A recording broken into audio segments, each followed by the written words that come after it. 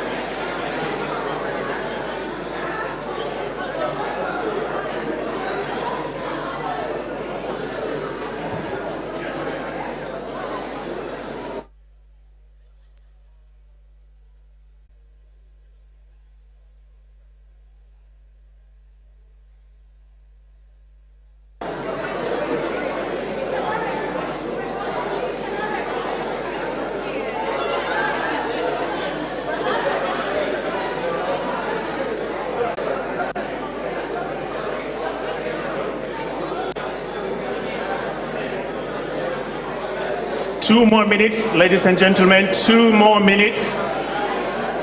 Write things down, 2 more minutes.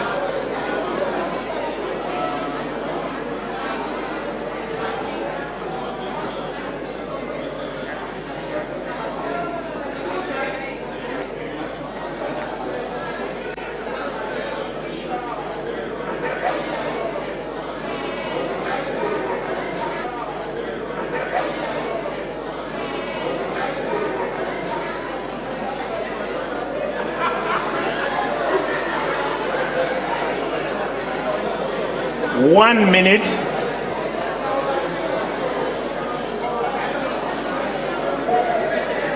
Just a minute left on the clock. Just a minute left on the clock, guys.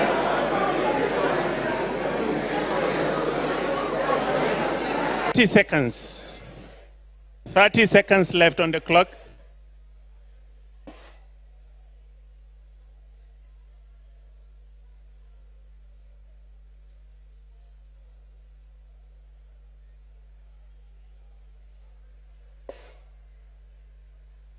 Ten seconds left now.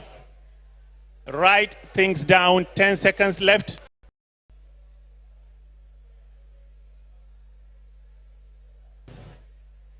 One. Time up, everyone. Thank you. Please be seated. Time up, everyone. Thank you. Thank you, everyone. Time up.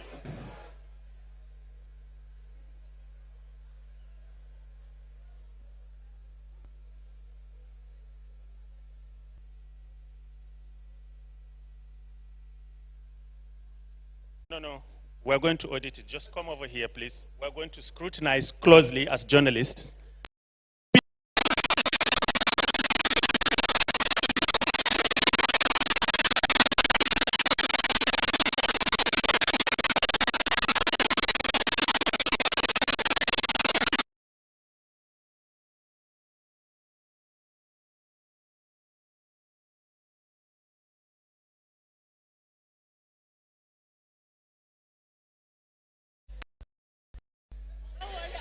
They are auditing one claim. We have 2 more to go, okay? Yeah. Okay. Please keep the microphone down. We will take 5 minutes to look at your claim, okay? Come over here. Come over here. So please, grill her for me.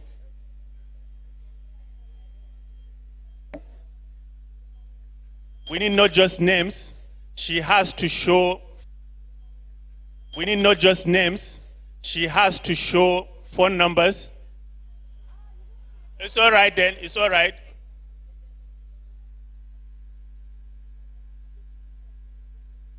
All right.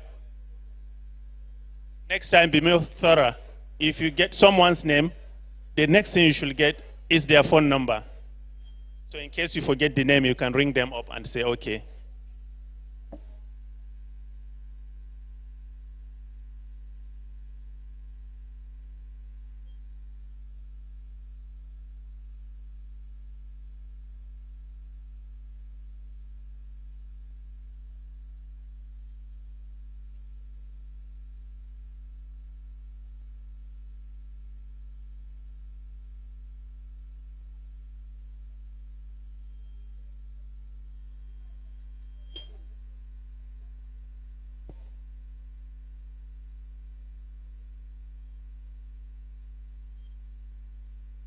Auditors, you have 2 minutes.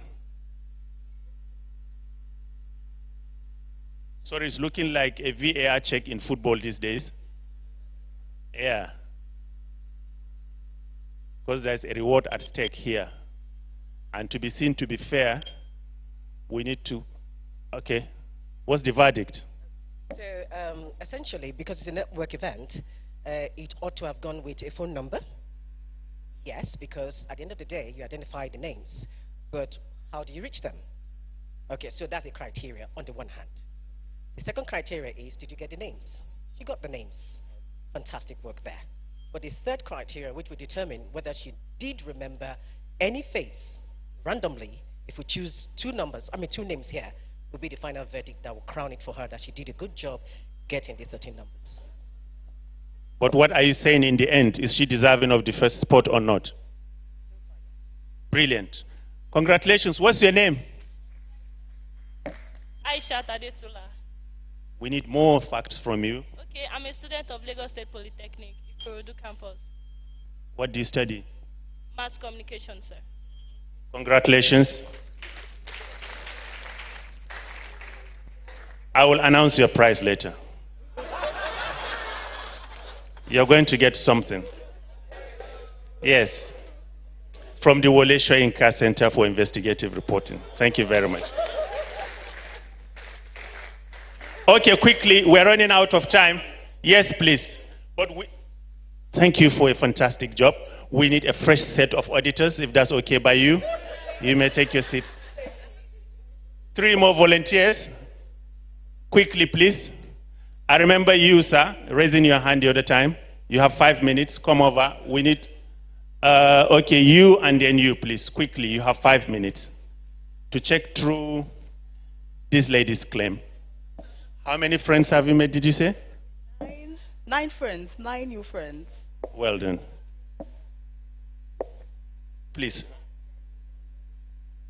Submit yourself, please, for scrutiny.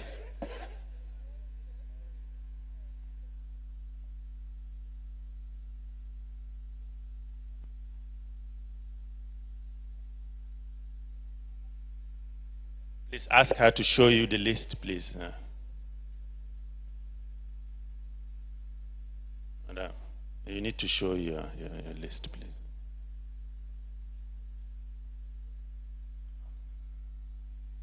Okay, you didn't take notes?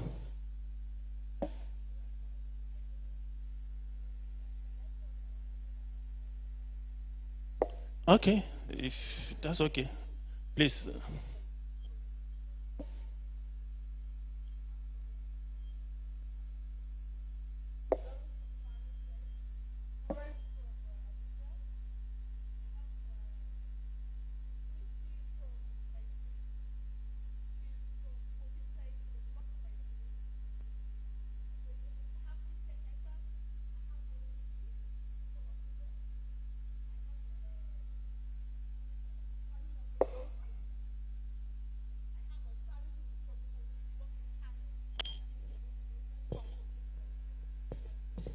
You guys should be writing this down, please. Please. One of you should be writing things down, okay? I can lend you my pen. I have Yinka. Hold your fire. You're going to go over the list again. We trust your memory, but we're going to check it.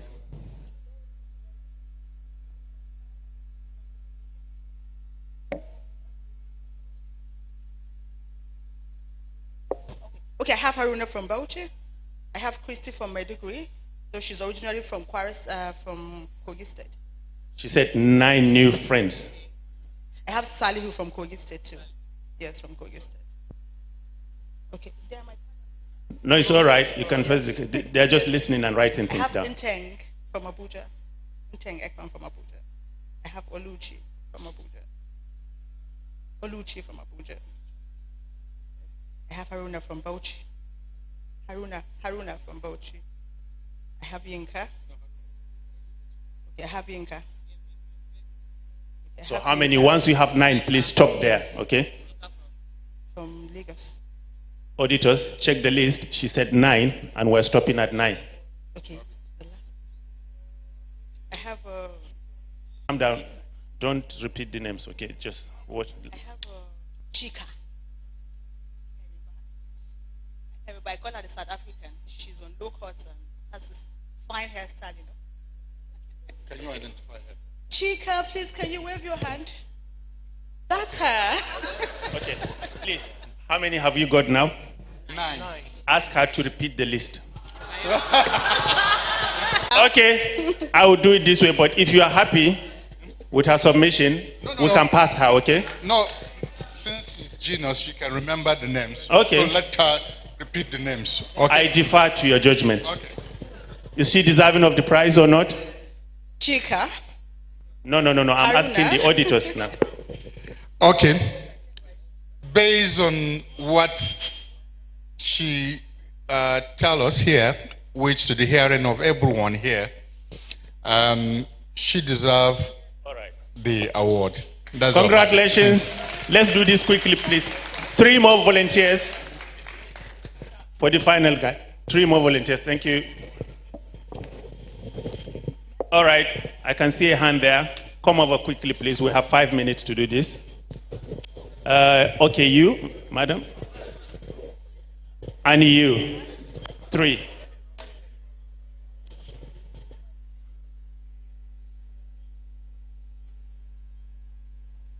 Excuse me, sir. It's your turn. Thank you for your time, auditors. Please grill this man for me as well.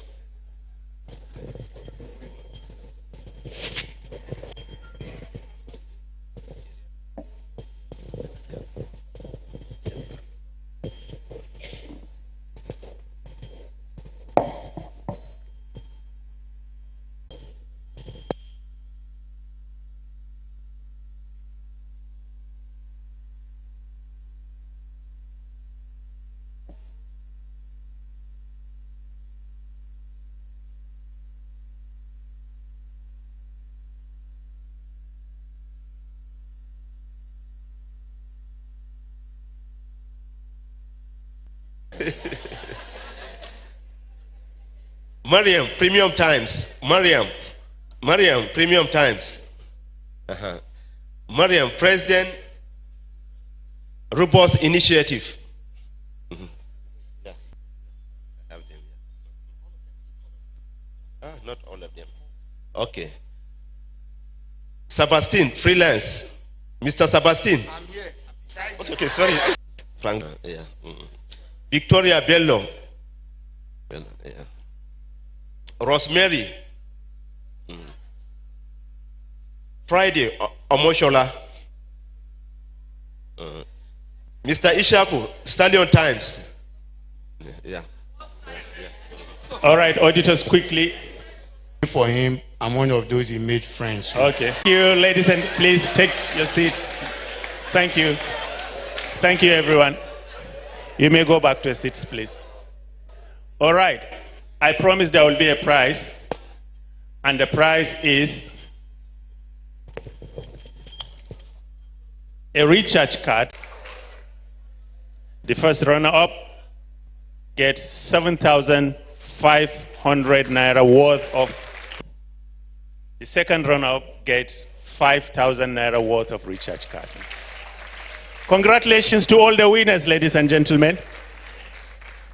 You can see it's quite a skill to get to know new people. A lot of us are shy. We don't want to break the ice, but you can't do that in this profession.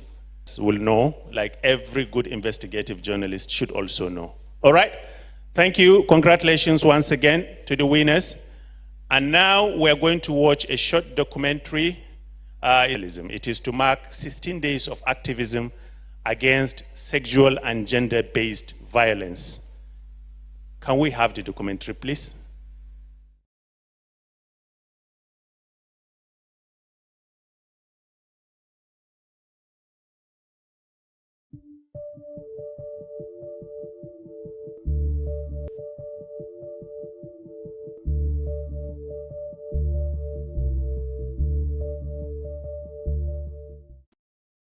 The abuse of girls and women has become a recurring and continues to thrive even in parts of the country with high education levels.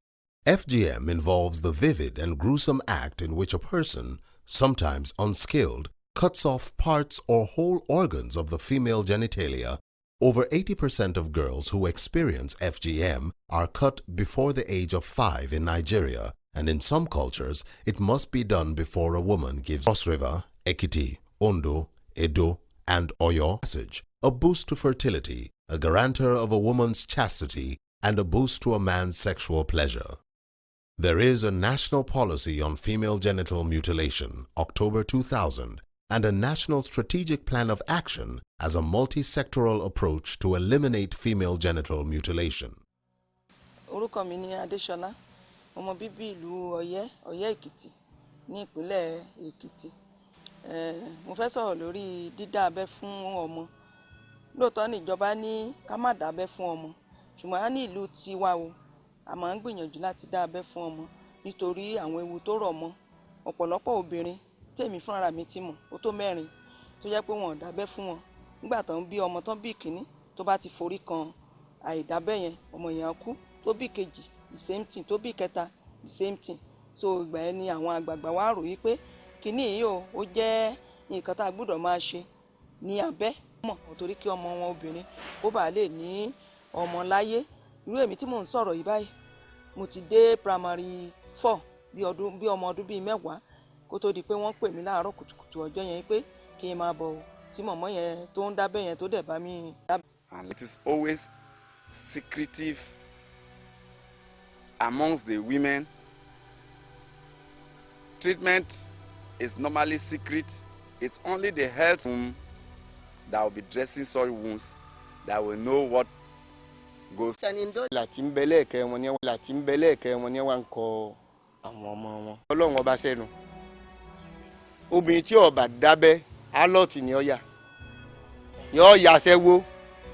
Àwọn UNICEF wọ́n bá dìde ńlẹ̀ wọ́n gbọ́dọ̀ dábẹ́ kò sì sí ń tọ́jọ́. World Health Organization (WHO) estimated in 2006 that additional 10 to 20 babies die per 1,000 deliveries as a result of FGM. FGM may place women at higher risk of problems during pregnancy and childbirth. Related with the more extensive FGM procedures, it becomes difficult to obtain clear urine samples as part of prenatal care.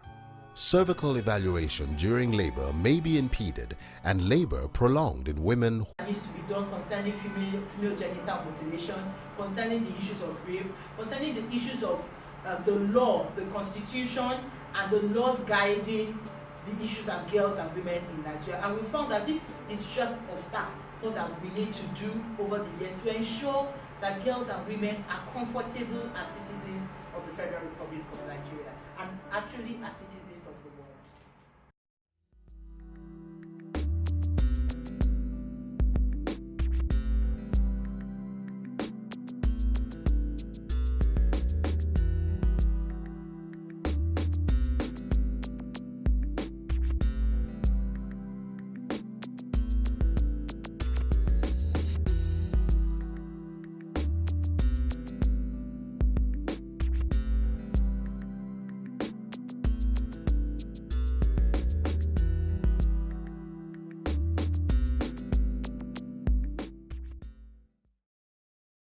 That was very sobering indeed. I didn't find it funny. Just because our ancestors did it doesn't mean we should perpetuate it. Just because our forefathers did it doesn't mean we should carry on doing it as well.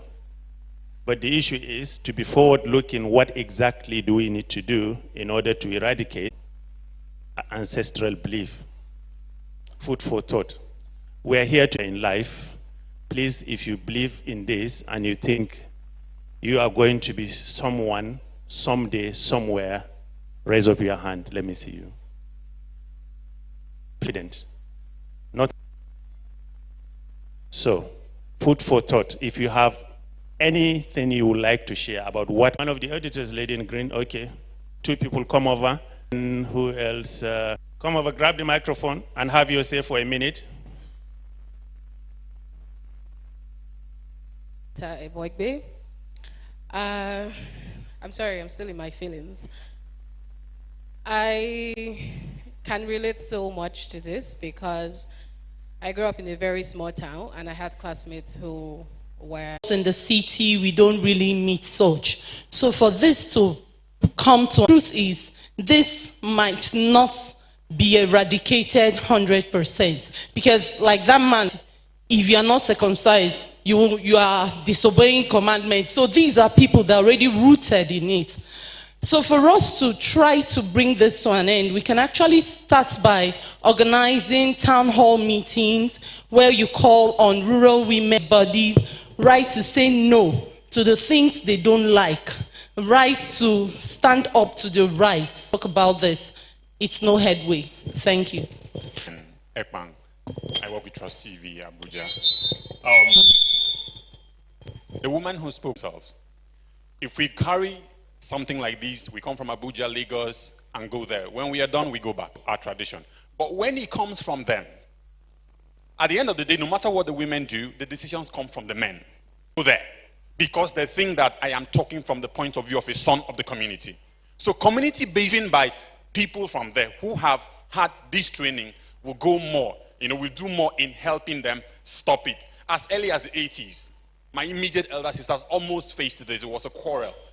They are from, my mother is Boki, we are from Bobe. It's just boundaries are separate. When we hand it over to them, to the communities, please drive it. That is when we will see results. Thank you. Thank you very much. One last comment. My name is Precious. I work with News Agency of Nigeria. Rightly, as a leader. So, government needs to come in. There should be a stakeholder meeting to call the heads of these communities together so that when desensitization is taken to them down there, they will relate it to the community. Thank you very much for your time.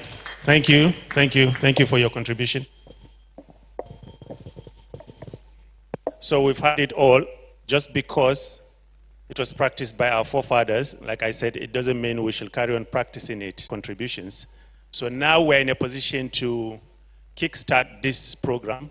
Can we have the national anthem, please? Let's all rise for the national anthem, ladies and gentlemen.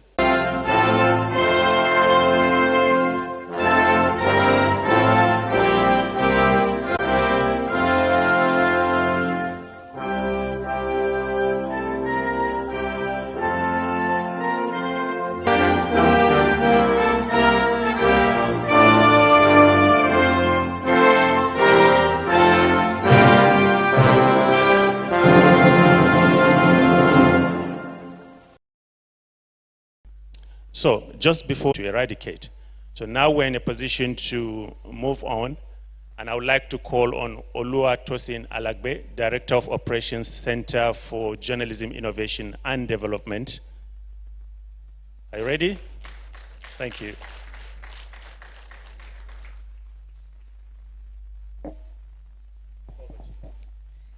Thank you, Jime rather. As he's rightly said, my name is Oluwatosin Alagbe. I'm the Director of Operations at the Center for Journalism, Innovation and Development. And I'd like to welcome you all on behalf of MacArthur Foundation's Media and Journalism cohort to this event. Let me just start by mentioning the cohort members, which you can see listed there, but I'd like to list them again. So we have Bayero University, Women Radio, Daria Media, the International Center for Investigative Reporting, ICIR, Oya Media, Daily Trust Foundation, Human Angle Media, Media Development Investment Fund, Wadata Media and Advocacy, Primog, Signature TV, the Cable Newspaper Journalism Foundation, Tiger Eye Foundation, the Conversation Media Lab, BBC, the Wale Soyinka Center for Investigative Journalism, and the Center for Journalism, Innovation and Development. Again, I'd like to thank you for being present here, everyone, both physically and virtually. This two-day event aims to create a platform for conversations around investigative reporting, global issues of development and democracy with a predominantly African/Nigerian voice. In particular, I'd like to thank Professor Layo Shaw, a foremost professor at Lagos State University School of Communications. Thank you so much for coming. He'll deliver a keynote speech and he'll set the tone for this conference. I'd also like to thank all panelists and special guests and participants again. Thank you for being a part of it. Today we'll cover the following sessions: how investigative journalism shapes election outcomes and deepens democracy. We would also speak about local media, investigative journalism and democracy, and audience engagement for sustainable journalism. Tomorrow we'll take practical sessions on how to cover elections in a digital age and practical steps on how to report climate change, which is the issue of the day. The conference will end tomorrow with us celebrating and presenting awards to the finalists for the 10 of them, please. We'll also confer honorary awards to Stella Dean Jacob and Abiola Akiyode Afolabi for their contributions to journalism, good governance, rule of law, and the rights of women and girls as human rights in Nigeria. I would be very remiss if I do not acknowledge MacArthur Foundation's role in making this event a success. This is the third time. Please, a round of applause for the MacArthur Foundation. As we all know, the brightest minds in journalism globally are Nigerians.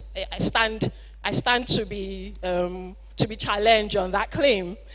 We can all just come together and deliberate and strategize on how to advance for good governance in Nigeria and indeed Africa. Over the years, the MacArthur Foundation has supported the media and journalism cohorts in telling consequential and impactful stories via investigative journalism, data journalism, fact-checking, and the likes. The foundation has also supported the cohort with capacity building. So the foundation has supported us to build our capacity. It has supported us to build the capacity of entry-level and mid-level and even next-generation journalist schools. As we all know, the bane of every media organization worldwide, globally, is its sustainability, since advertising revenue has atrophied. MacArthur Foundation is actively supporting innovative ideas by cohort members to surmount this funding crisis, which we hope will transform and scale within the Nigerian media landscape. These and many more are how the MacArthur Foundation has supported democratic governance in Nigeria, and we remain immensely grateful for the support that they've shown us. The MacArthur Foundation in Nigeria is led by Dr. Kole Shetima, and it gives me great pleasure to invite him to deliver his goodwill message. Dr. Shetima is the director of the Foundation's Nigeria office in Abuja, co-director of the On Nigeria Big Bet, which is supporting the media and journalism cohorts. Earlier on in the foundation, he was responsible for grant making in population and reproductive health, girls' secondary education, human rights and international justice, and the Partnership for Higher Education in Africa. Before joining the foundation, Dr. Shetima taught at the University of Maiduguri, the University of Toronto, and Ohio University. He's volunteered for several organizations. Dr. Shetima is well-read. He has a PhD from the University of Toronto, a master's degree from the Ahmadu Bello University in Zaria, and an undergraduate degree from the University of Maiduguri. He sits on the board of several organizations. So join me and give a warm round of applause for Dr. Shetima.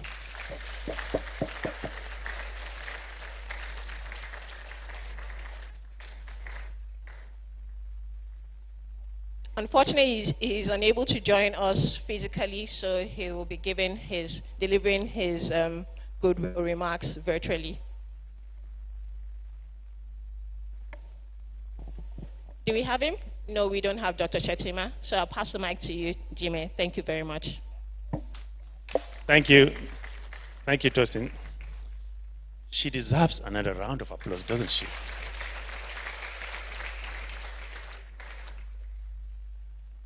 As a journalist, I'm always conscious of the constantly shifting demographics of the audience.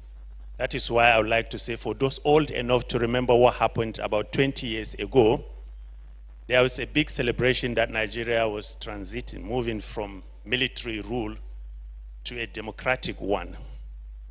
Over 2 decades down the line, we now know better whether that actually translated into more freedom for journalists, whether that actually translated into more freedom of expression.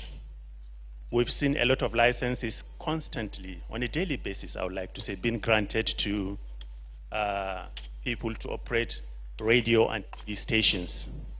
Has that really translated into more civic activism? Is democratic governance actually a guarantee for media freedom, especially in Nigeria? Over 2 decades down the line, has the media ecosystem evolved into a robust one to hold power to account? These are fundamental questions that I say are very dear to the heart of one man in this room.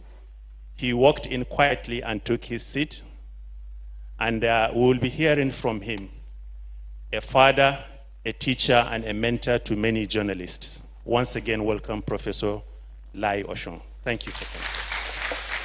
It's your turn. We want to hear from you. Yes, feel free. There is no formality here. We're discussing press freedom.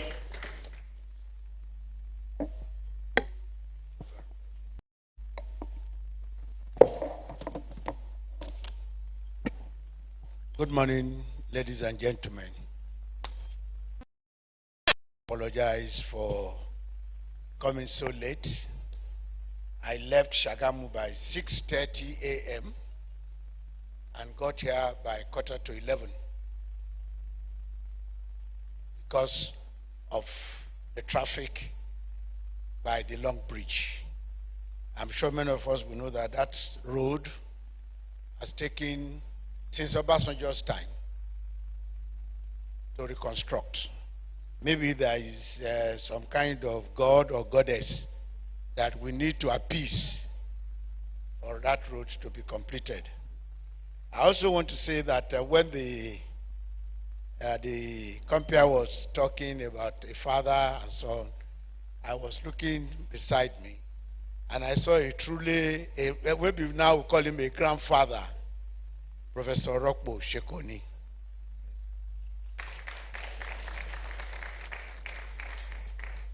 I want to thank the Wole Soyinka Center for the invitation to be here, to share my thoughts, which I'm sure many of us are quite familiar with, based on what the compere said about Nigeria. But I start by making this fundamental point, that you cannot have democracy without the media. Actually, there is a contention that when you look at the health of any democracy, look also at the health of the media, where you have a buoyant, critical, independent media, you are likely to have a better democratic system that fulfills the basic needs of the citizenry. So I start from that premise, and I say that a free press is more or less a guarantee for what we call our rights. The media are expected to fight for our rights, to advance the cause of the common man in the society. If you look at the representative principle of the media, you find out that the media, in their various forms, are expected to provide a forum, a civic space, or a public sphere for people to ventilate their views, articulate their perspectives, debate, and to be a cornerstone of media performance. Or when you talk about press freedom, it definitely means that every shade of opinion, perspective in the society must have access to the media. The media are also expected to supply information. But we know that there is no neutral information. Actually, some people have said that journalism is political. News, there is no, any kind of news is political. So when you are talking about information dissemination, you are also talking about a political system. You are talking about political ideas, within the society. So the media, an ideological contestation in a society. Actually, you cannot talk of democracy without talking about contestation. Democracy by its nature brings about contestation of ideas.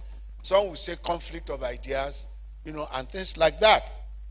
So if you dovetail that into election, what should be the role of the media in an electoral system like what we are witnessing now?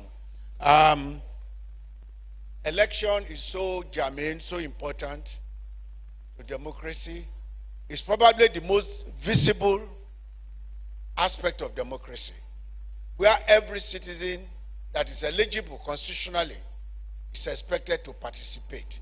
So elections allow the participation of the citizens. So the media comes in because people cannot participate without the adequate knowledge of the goings on within the society. And in today's contemporary society, the media as a social institution is saddled with that responsibility of making the kind of information and knowledge available to the citizens. The media acts as the witness of the citizens about things going on and reporting such events for, societal-wide circulation. So the circulation of ideas, circulation of information, builds knowledge that allows the people to participate meaningfully and actively in the democratic process. And this, involves election. It involves, people knowing what is going on in government.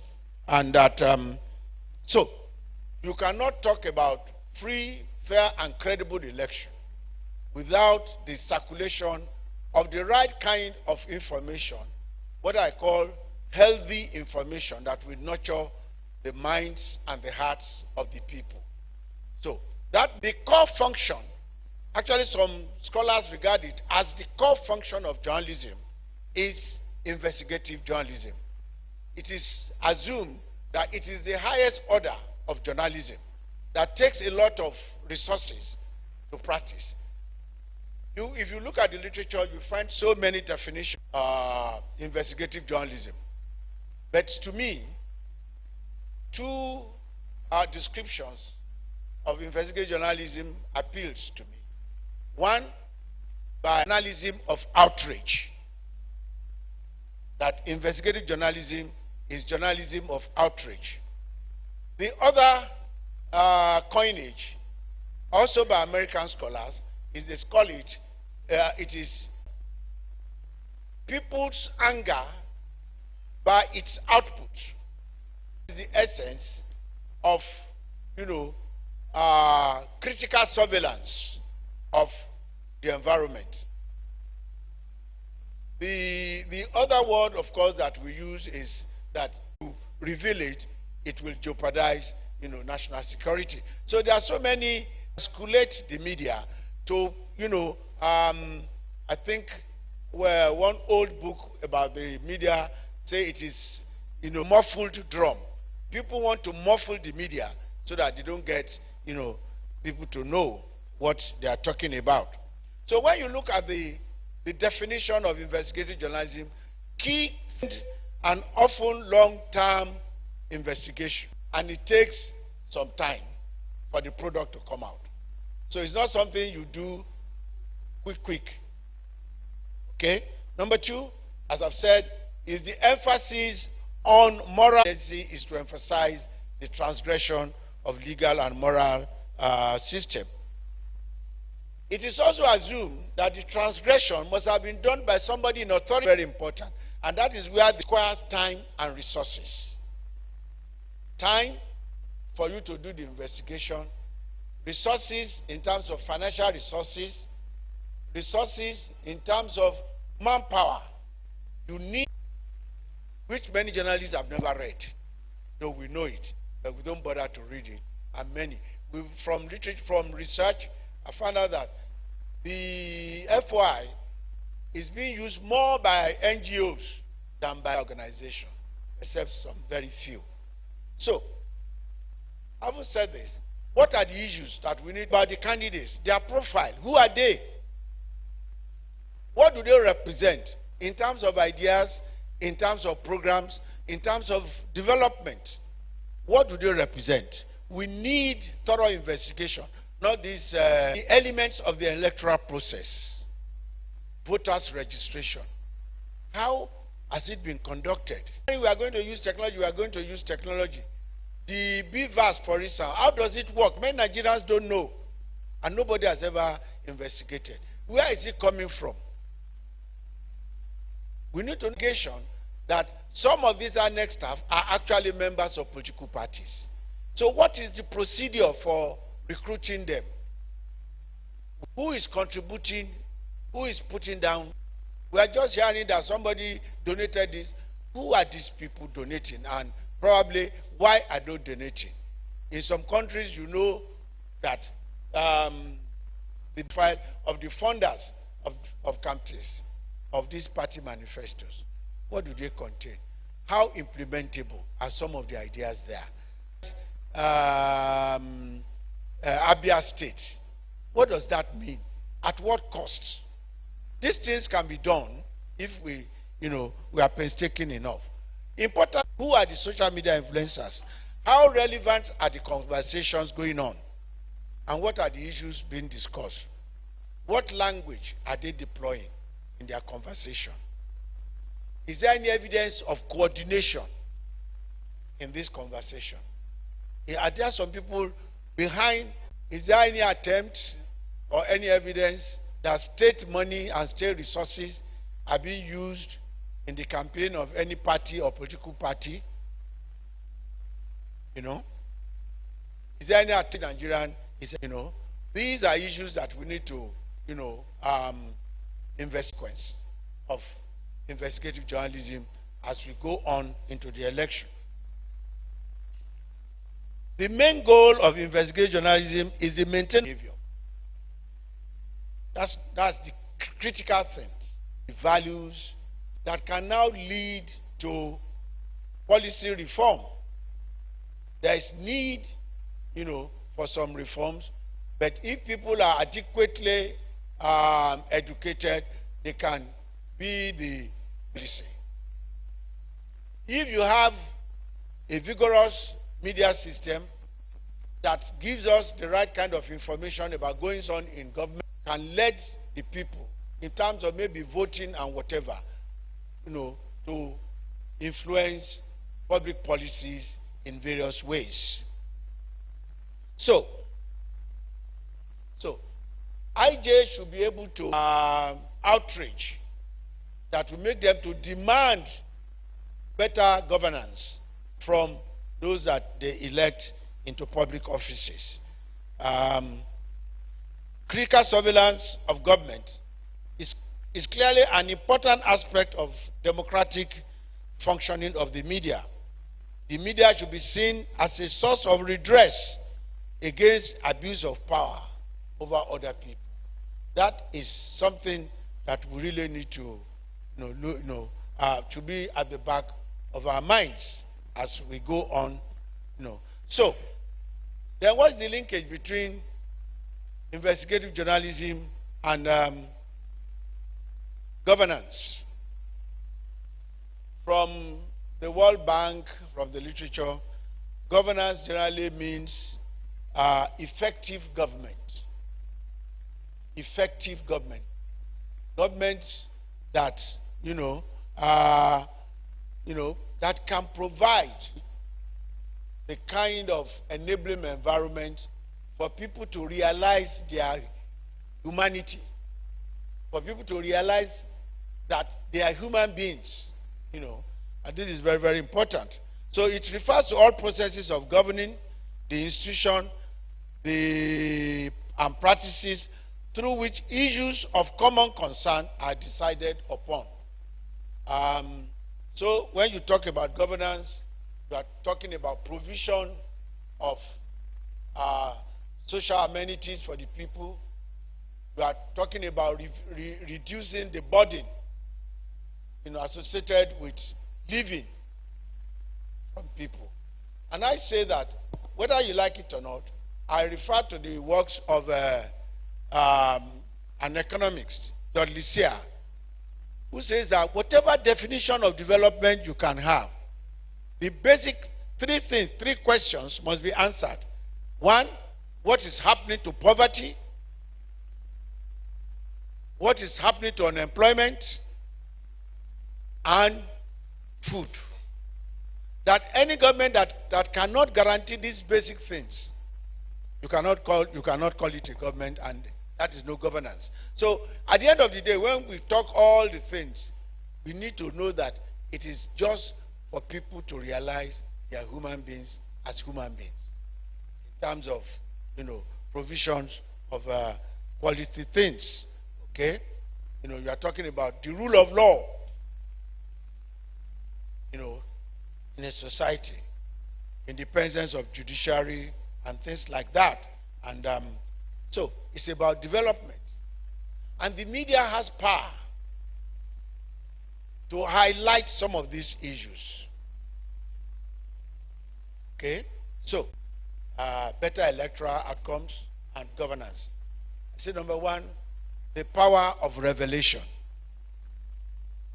I don't know how many of us come from the part of the country where you have Oro and Eluku. Do we have many of us from that part of the country? Years back, the late TV personality, Olushola, told us a story. It's from Ikperu in Remo in Ogun State. That during the Oro Festival in Eluku, there are some group of singers, we call them Alakpepe. They come out at night. If you have done anything wrong in the community, maybe you have gone to somebody's farm to steal yam or banana, or you think nobody, they know you, or you have had an illicit affairs with another man's wife, the Alakpepe people will come to the window of your house and they will start beating the Yakpepe and be singing. One of the songs that I remember as a young boy is Asha Ishewo Nole Wemashewo. That is, the eagle does not stop from stealing. You will not stop from stealing. So they will sing that song. It's power of revelation. Everybody in the community will now know that this man has stolen. And what happens? Before the dawn, that family will have left the town. Voluntarily, they will leave. So, investigative journalism has that power of revelation. People in authority, they do not want their immoral activities to be revealed to the public. So that power of revelation is a potent instrument that investigative journalism can use. Our desire towards good governance. Mobilization for change, for policy change. The investigative journalism, as I said before, has that power of creating, that kind of outrage that can make people to demand from their leaders go a long way in determining the kind of actions people will support or not to support. We talk about agenda setting and framing. There is a linkage between media report and agenda setting and the framing. The way the media report, the way they frame issues can go a long way in determining the actions that people will take or they will support or not. It can go a long way in terms of who to support for election and who not to support in terms of voting. By monitoring what is going on in government constantly, and those in government know that they are being watched, they are being monitored by the media, there is a tendency for them to be a little bit more careful in terms of their recklessness in looting public funds, on taking decisions that are not in the interest of the people. I'm sure many of us are aware of some cases that Nigeria is involved abroad, and they find out that it is just because some people compromise the decision-making process that Nigeria is now, to pay huge sums of money. The media can ensure transparency and accountability in government.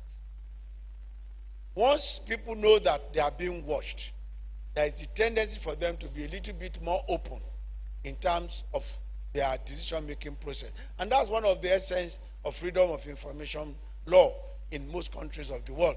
It is based on that, the media will try to ask questions. Therefore, you must be a little bit careful and be open so that you can be called to account for your actions. The media can also ensure the credibility of public institutions. Once people know that institutions are working well, they will likely, see them as being credible organs of government. What we have now, what we know now is, at least in Nigeria, I don't think there's any Nigerian that believes any public institution to be working in the interest of the general people. And of course, investigative journalism affirms the moral order of the society. It tells you that there is a boundary. Don't cross the line. This is what is expected of you.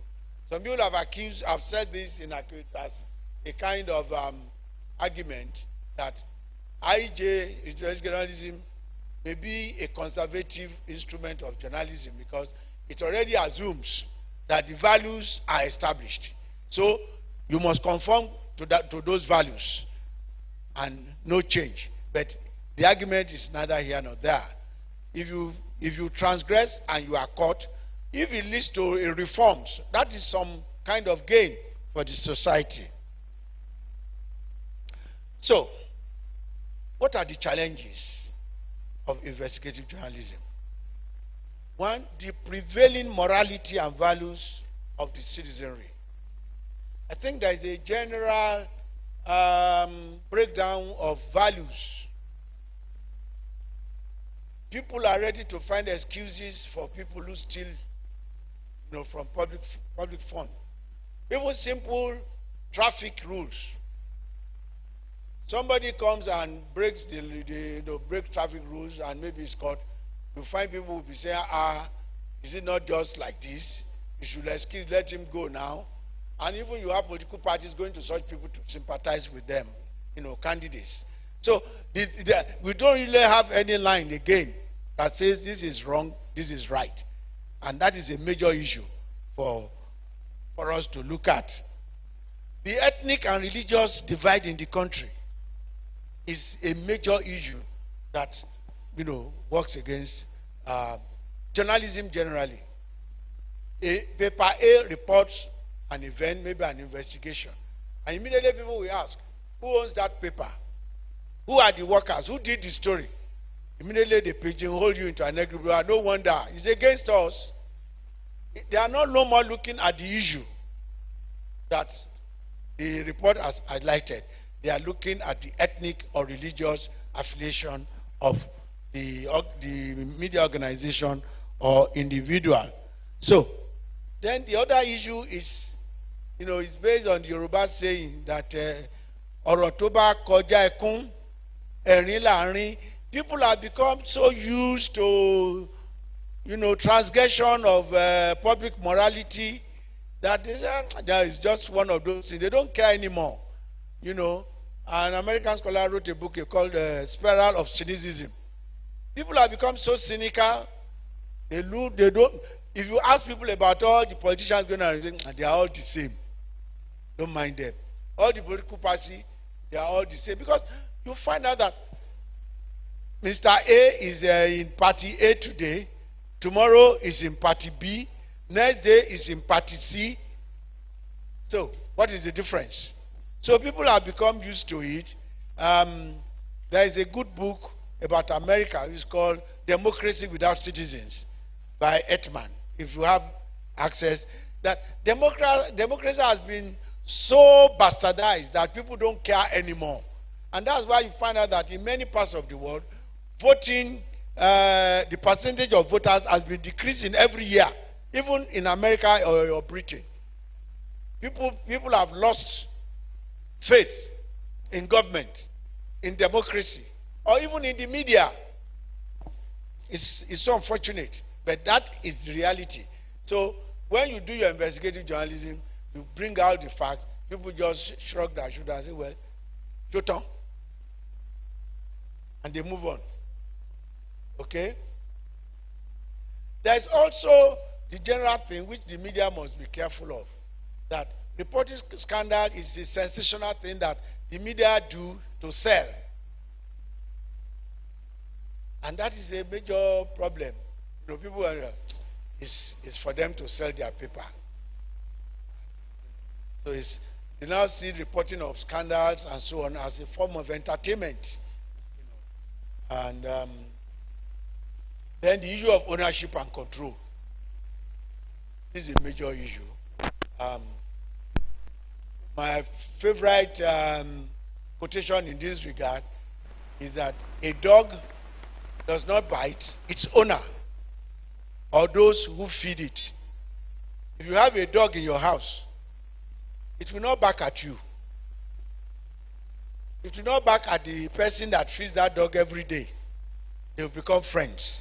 So you don't expect any media organization to go out to reveal any scandal against the owners or friends of the owner. And if you take it as a class thing, sometimes people talk about, we talk about watchdog, but there are also the guard dog metaphor in journalism. That those who own the media are using the media as to guide so that the enemy does not, invade their territory. So the dog is a major challenge for investigative journalism. Then, of course, resources.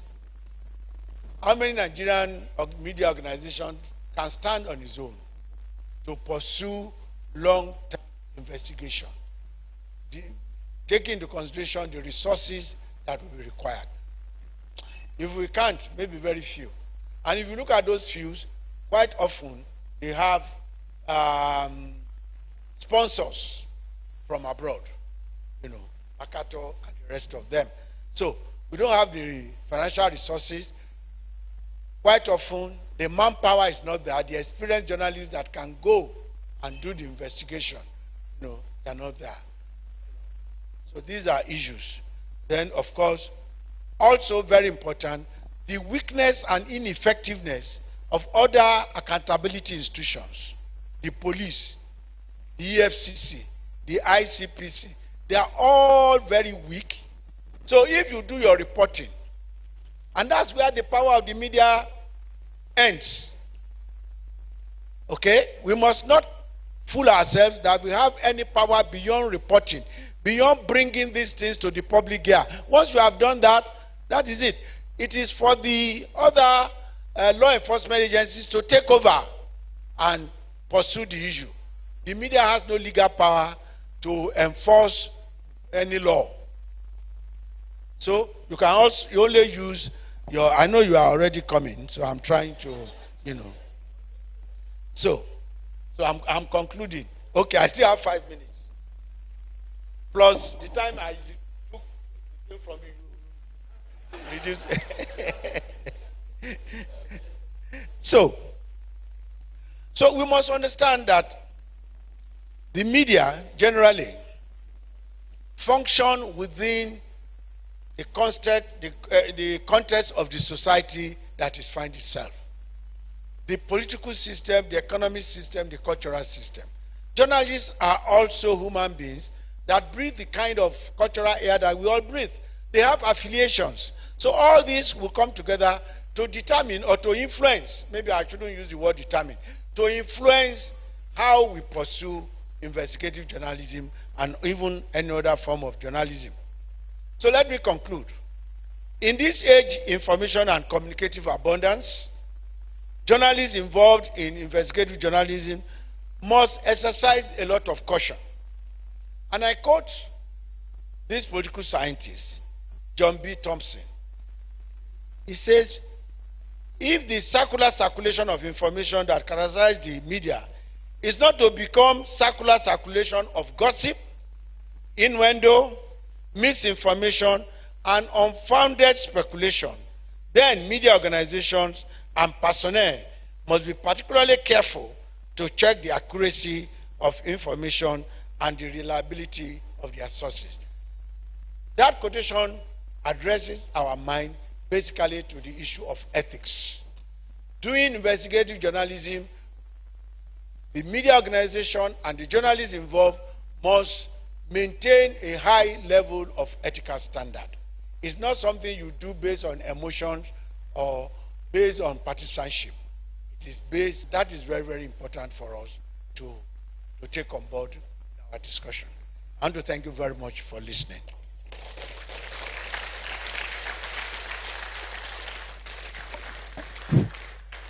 I will give it back to you so that you may need it for the next speaker. Exactly. Thank you very much, Professor. Please clap for him again.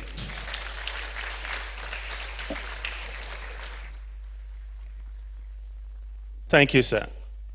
While inviting him, I described him as a father, a teacher, and a mentor to many journalists. He tried to wriggle out of it, but I'm not sure he succeeded.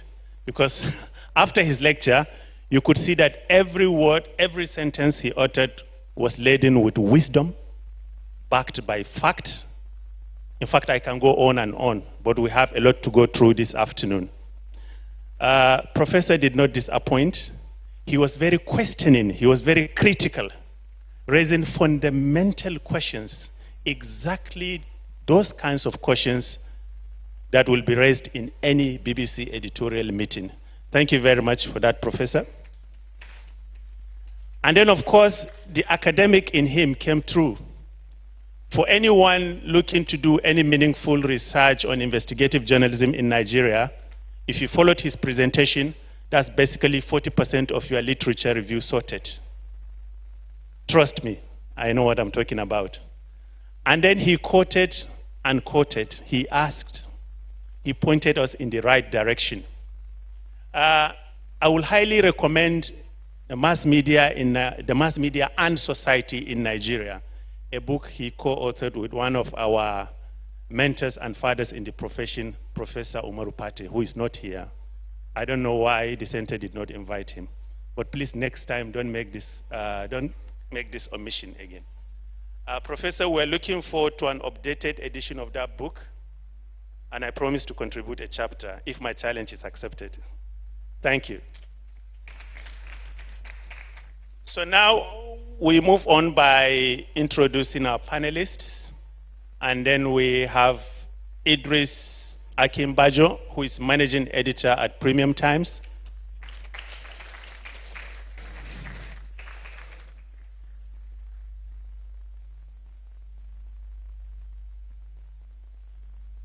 Idris is an award-winning investigative journalist. He's managing editor, like I said, at Premium Times. He basically leads the newsroom there. He holds 2 masters in media and globalization, and then in media studies from Aarhus University and the University of Amsterdam. He has won numerous awards, twice been named Nigeria's Investigative Journalist of the Year, Future Awards Young Person of the Year, and the Fair African Reporter Award.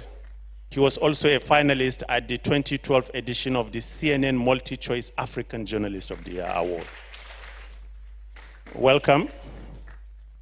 And then we have Yemi Adamulekun. Yemi, please come over. Come to the stage, please, if you may. All right. Thank you. She's the executive director of Enough is Enough, an organization that seeks to promote good governance and citizen engagement in Nigeria. She has over 20 years experience spanning the public and private sectors in Nigeria and the United States. In 2018, she was named one of the most influential people of African descent, endorsed by the United Nations in the humanitarian and religious category. Welcome, madam. We reached out to INEC. We wanted the INEC chairman to be here in person, Professor Yakubu. I'm not sure he sent a representative. If he did, and if you are representing Professor Yakubu, please, may we see you, but we don't want any impersonators and imposters here. Is anyone here representing Professor Yakubu? It doesn't look like. While Prof was making his presentation, he described the media as that watchdog that causes outrage. And we have exactly that watchdog that causes outrage this afternoon in our presence in the person of Anas Armayau Anas.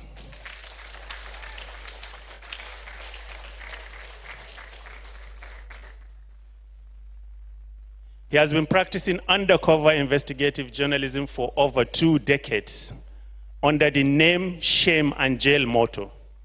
His work cuts across journalism and whistleblowing. Although he has done notable collaborations with the BBC Africa Eye and Al Jazeera Africa Investigates, among others, he operates primarily through his firm Tiger Eye, which produces investigative documentary films and undercover investigative services for a variety of clients. He also runs Tiger Eye Foundation, a non-profit organization dedicated to anti-corruption and human rights issues, as well as Whistleblowers and Journalist Safety International Center. Thank you.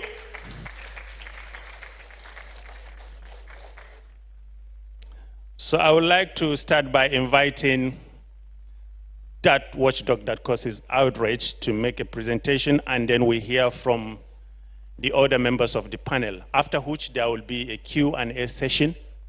So if you have any questions, I will say, hold your fire. The time to raise the questions will come.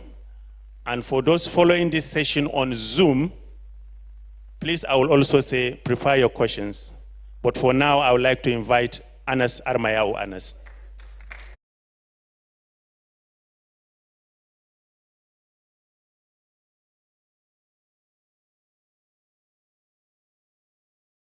Good afternoon, ladies and gentlemen, fellow colleagues. It's to be here. And I'm particularly delighted, having listened to Prof, who has laid every foundation of this very important event. Our job here is very simple: investigative journalism and elections. I started thinking about this as soon as I received the letter. And I was like, do our work as investigative journalists really impact on the voting pattern of our various constituencies? The answer was yes and no. And I decided to do a forensic search. I'll do a quick summary of what my thinking is before we go to some videos that I'll use to further illustrate. Now, it is amazing that I found out myself that sometimes even the thinking I had behind some of the investigative pieces that I did about how it should influence voting pattern was not exactly the case. And that our thinking as investigative journalists in looking at the issues that we're looking at differ from what citizens think when it comes to those issues. And if the technical team could assist me with some videos, I would be able to point to you how I was thinking left, and the citizens just felt, well, this is what we saw. And if we were voting, this is how we will vote. I'm actually trying to tell you that sometimes the perception we have of what our stories are capable of doing may be much bigger or much lesser. I'll pause and wait for the technical team to give us some videos, and I'll tell you what the results was. Very interesting myself.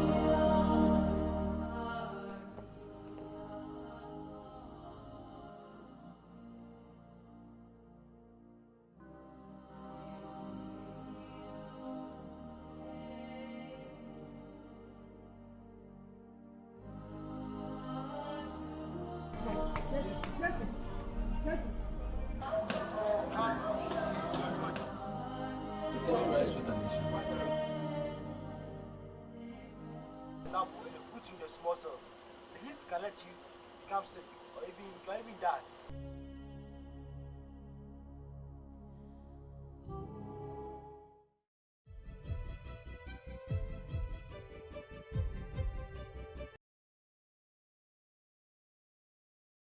Was an opportunity to expose government and to expose the inadequacies in the systems that we had. And so it should be something against government. The people thought differently. They thought that no, this was not it. This was an opportunity to get some searchlight on the work we do here. And in fact, because of this, many of the people in these communities voted for government.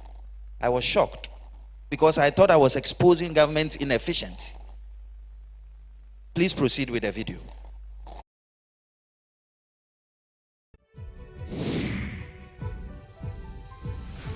I'm saying, my brothers and sisters, this is the time for introspection.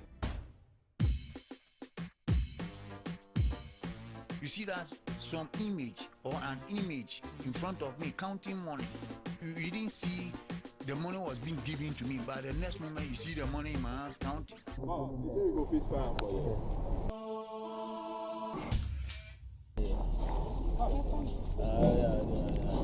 These vehicles, before they leave the harbor, must be inspected. If you don't want to be delayed, you have to follow tradition. This man is very careful. He is head of the Tiger Eye team. This guy, mommy, I'm saying more beyond.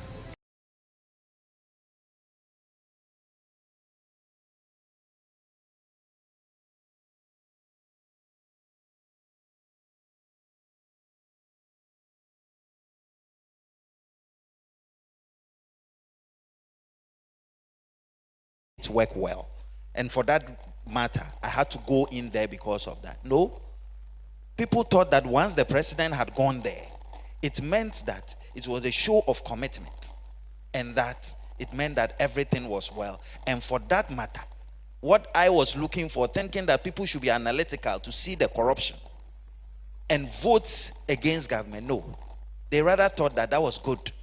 And in fact, the president had a listening ear, and so they ought to vote for the president. Next, please.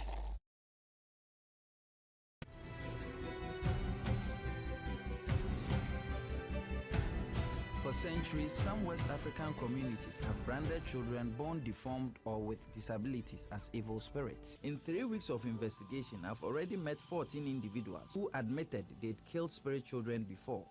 10 of these said they were willing to poison my child. This is the soothsayer shrine. As dawn breaks the next morning, the police arrive and park a safe distance from the house.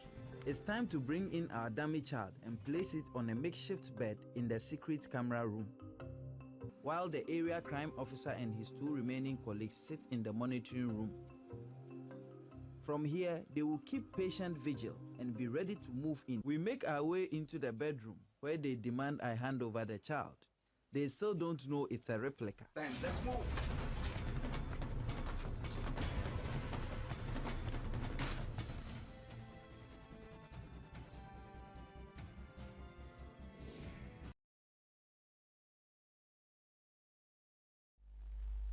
Then it means there's something wrong with the society. I didn't think government had any problem with this. This is a societal problem of people being killed. People's perception different. We saw policemen, they came there, they arrested our men. And so government is bad. Let's vote against them. Very different. Proceed, please.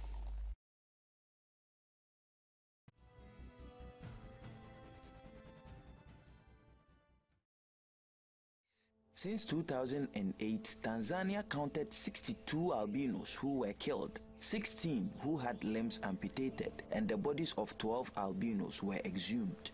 Chukua viungo, vidole vitatu.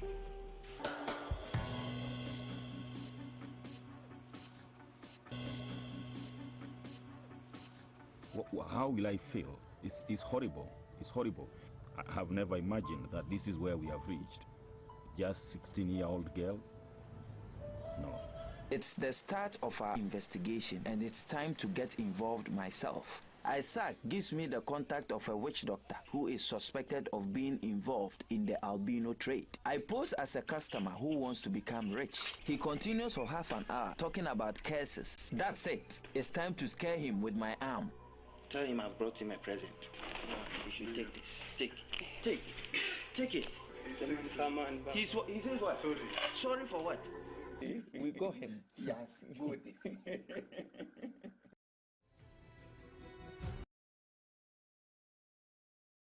Themselves. And so they won't vote for government because of this matter. Proceed, please.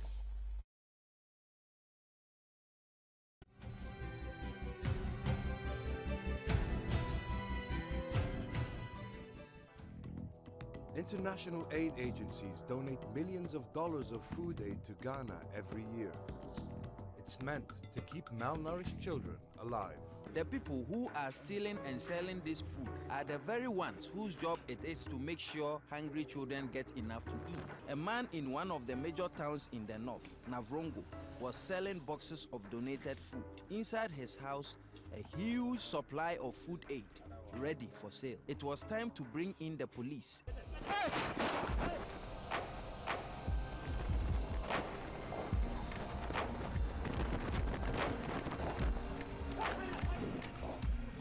Out of those arrested, only the nutrition officer was ultimately charged.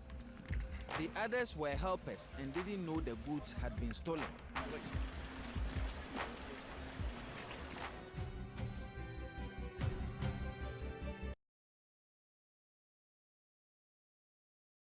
They said I had come to spoil their business, and that now they don't bring food anymore. And so they are thinking then was it is government that has come to stop their livelihood. And indeed, as Prof said, it's about bread and butter. So society thinks differently. My thinking was this is a societal problem, but the people think that we are rather the problem and not the proceed, please.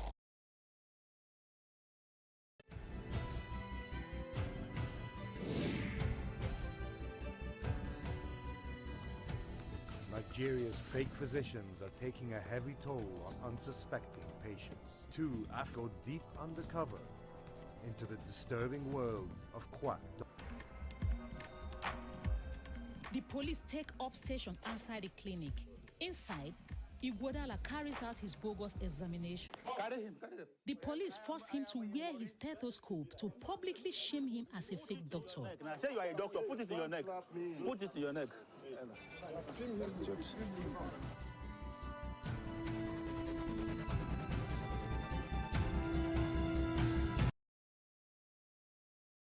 find out what the community in this area think about the story and how that would affect their or that is supposed to affect their voting pattern.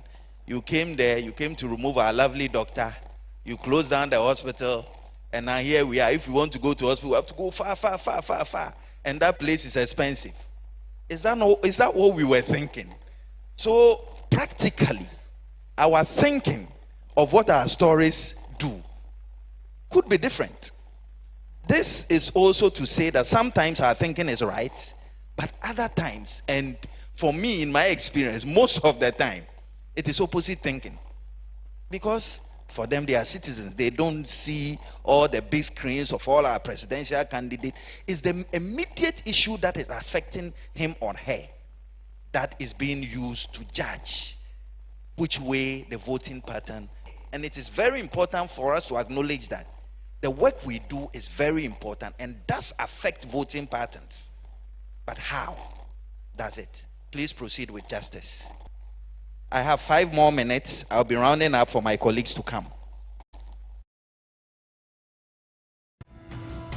This is the story of the biggest undercover sting in the history of Africa and the extraordinary man who carried it off. Doesn't matter who you are, wherever you are hiding, I come with my cameras. How? This is Ansuji Abo. Ansuji Abo is a well-respected High Court judge. The judge is anxious nobody should know that he accepted the cash. His expose has also cast a major cloud over the proceedings.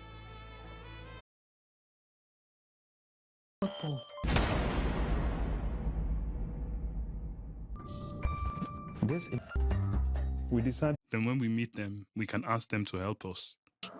So I'll know you now if you A role model to many youngsters, Marwa has been preparing to represent his country at the World Cup in Russia, FIFA, Kwesi, and a luxury hotel in the Middle East, with the promise of meeting a wealthy businessman with royal connections. Was a gift. On this occasion, he took an amount Confederation of African Football and the Ghana Football Association. You cannot take a gift. And it's school money. Yeah. We can charge 20%, 25%. Then amongst us, we agree that this. The people actually ask me that they want to know which party I vote for so that they can go ahead and vote against that party. So it's very different, whatever we think our story. It's time to do an introspective analysis of the work and what people think about it by way of voting pattern. And I can tell you that the revelations have been a learning experience. Thank you. Yes, you can just sit here. You can't make this presentation and get away with it. We have lots of questions. Make this presentation and get away with it. We have lots of questions coming your way. You know that. So do you now see the link between the theoretical framework laid out by Prof and then the practical components of this job? Anas Armayawu Anas. If you are looking for outrage, this is outrage. And now we welcome back our other panelists, Yemi Ademolakun and then Idris Akimbanju. Thank you very much. So, because we are running out of time, and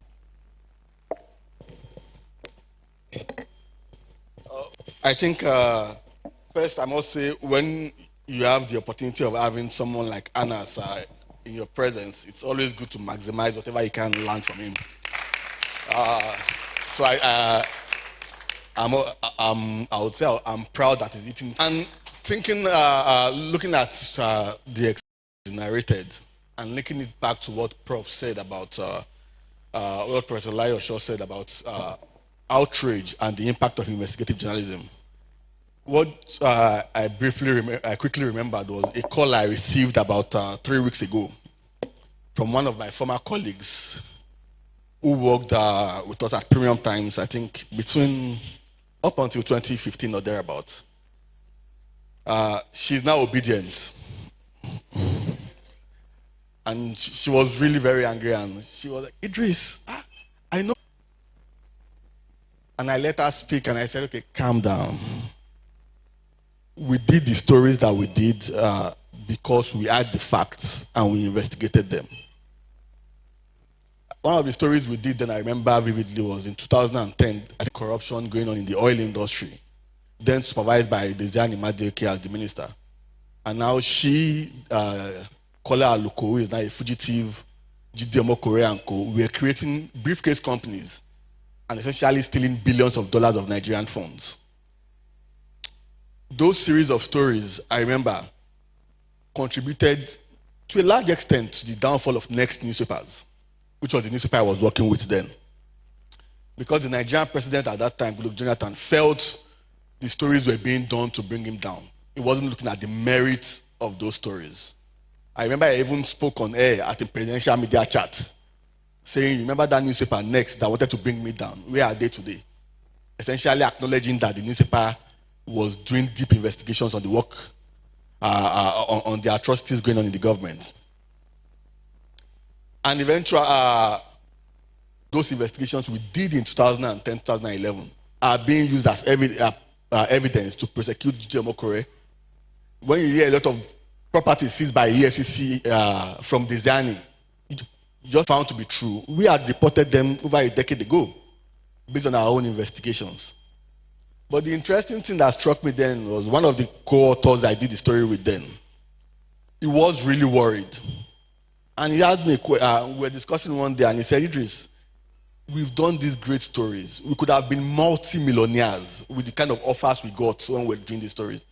Yet Nigerians are not expressing outrage. You go on social media, what they are saying, is it only Desiani? Is it only she's the only one? You people are being sponsored by the opposition. And he felt, why are we doing this? Why don't we just go and make money and leave Nigerians for who they are? They don't deserve what we are doing. He was very angry. And I remember calming him down, saying, see, we are not doing this because we want instant gratification. We are doing this because we want a better society. We are doing this because we want to champion good governance. Even if the government of the day refuses to investigate the claims we are making, who says the government in the future will not do so? Now, over 10 years later, those things are being investigated and people are being prosecuted based on those investigations. So sometimes investigations may not have immediate impact. Sometimes they have long-term impact. And like I said, after those stories were published, some of the key financiers of the newspaper then, like Daily Olojede, our publisher, would say, essentially pulled out from funding the newspaper. They were essentially saying, you want to destroy our businesses. Government is putting pressure on us, threatening us because of this kind of stories that we are doing. We cannot continue to support you if you investigations. And they pulled out their support, contributed along.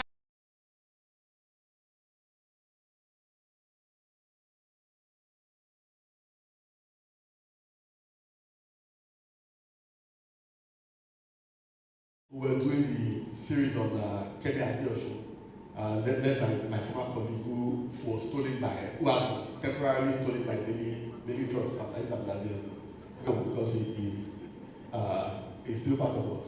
I remember we were doing the series of stories there, saying a Nigerian minister not only failed to participate in the mandatory crisis, she also forged a certificate, and so should be prosecuted for the crime of it. And we continue doing the story and insisting that the right thing is done. If you and I forge certificates, we know what will happen. Why would the minister do so? I know the amount of pressure that was bearing government. Why do you people want to bring down the woman with the shining light of female representation? Why do I was like, they said you are the ones encouraging all these stories. Stop this, you can't do this. What do you want? Like, we just want the truth to be told. We have done an investigation and the public have the right to know. And we ignored all those sentiments. But yet there were people, many Nigerians, who feel, no, you people went against that because of social interest. What I would say is that whatever people say, it must not deter us from doing the right things. Recently, one of my colleagues won the came runner-up in the African Fact Check Awards for a series of fact check he did on the false claims by President Muhammadu Buhari that he had delivered on this. And we investigated the claims. Basically, he promised three things, right? Security, economy, corruption. Those are basically the three things he promised. And based on facts and investigations with data, we showed that he lied. He had failed on all three of them. There were those who came at us to say, no, you people have now started working for the opposition, you are doing this. It does not deter us at premium times. what is most important is that, one, we are accurate with our news. Two, we are transparent in our reportage. And three, we are doing it in public interest. We will make friends with society in doing so. Yes, some people will objectively side with us because they know that our intentions are clear. Idris, you have 3 minutes, and so want we a can better hear from society. Mimi and then But take yes, questions. but also there would be many others who, perhaps for regional reasons, perhaps for sectional reasons, perhaps for different interests, who feel your stories are going against our own interest. It must not deter us as investigative journalists from doing our work. Look at what Anas has said, the great stories he has done. Despite the implications of some of these stories, it has not deterred him. And for all the journalists here, student journalists, experienced journalists, we must continue to do investigations, whether or not our stories make immediate impacts. Thank you. Thank you.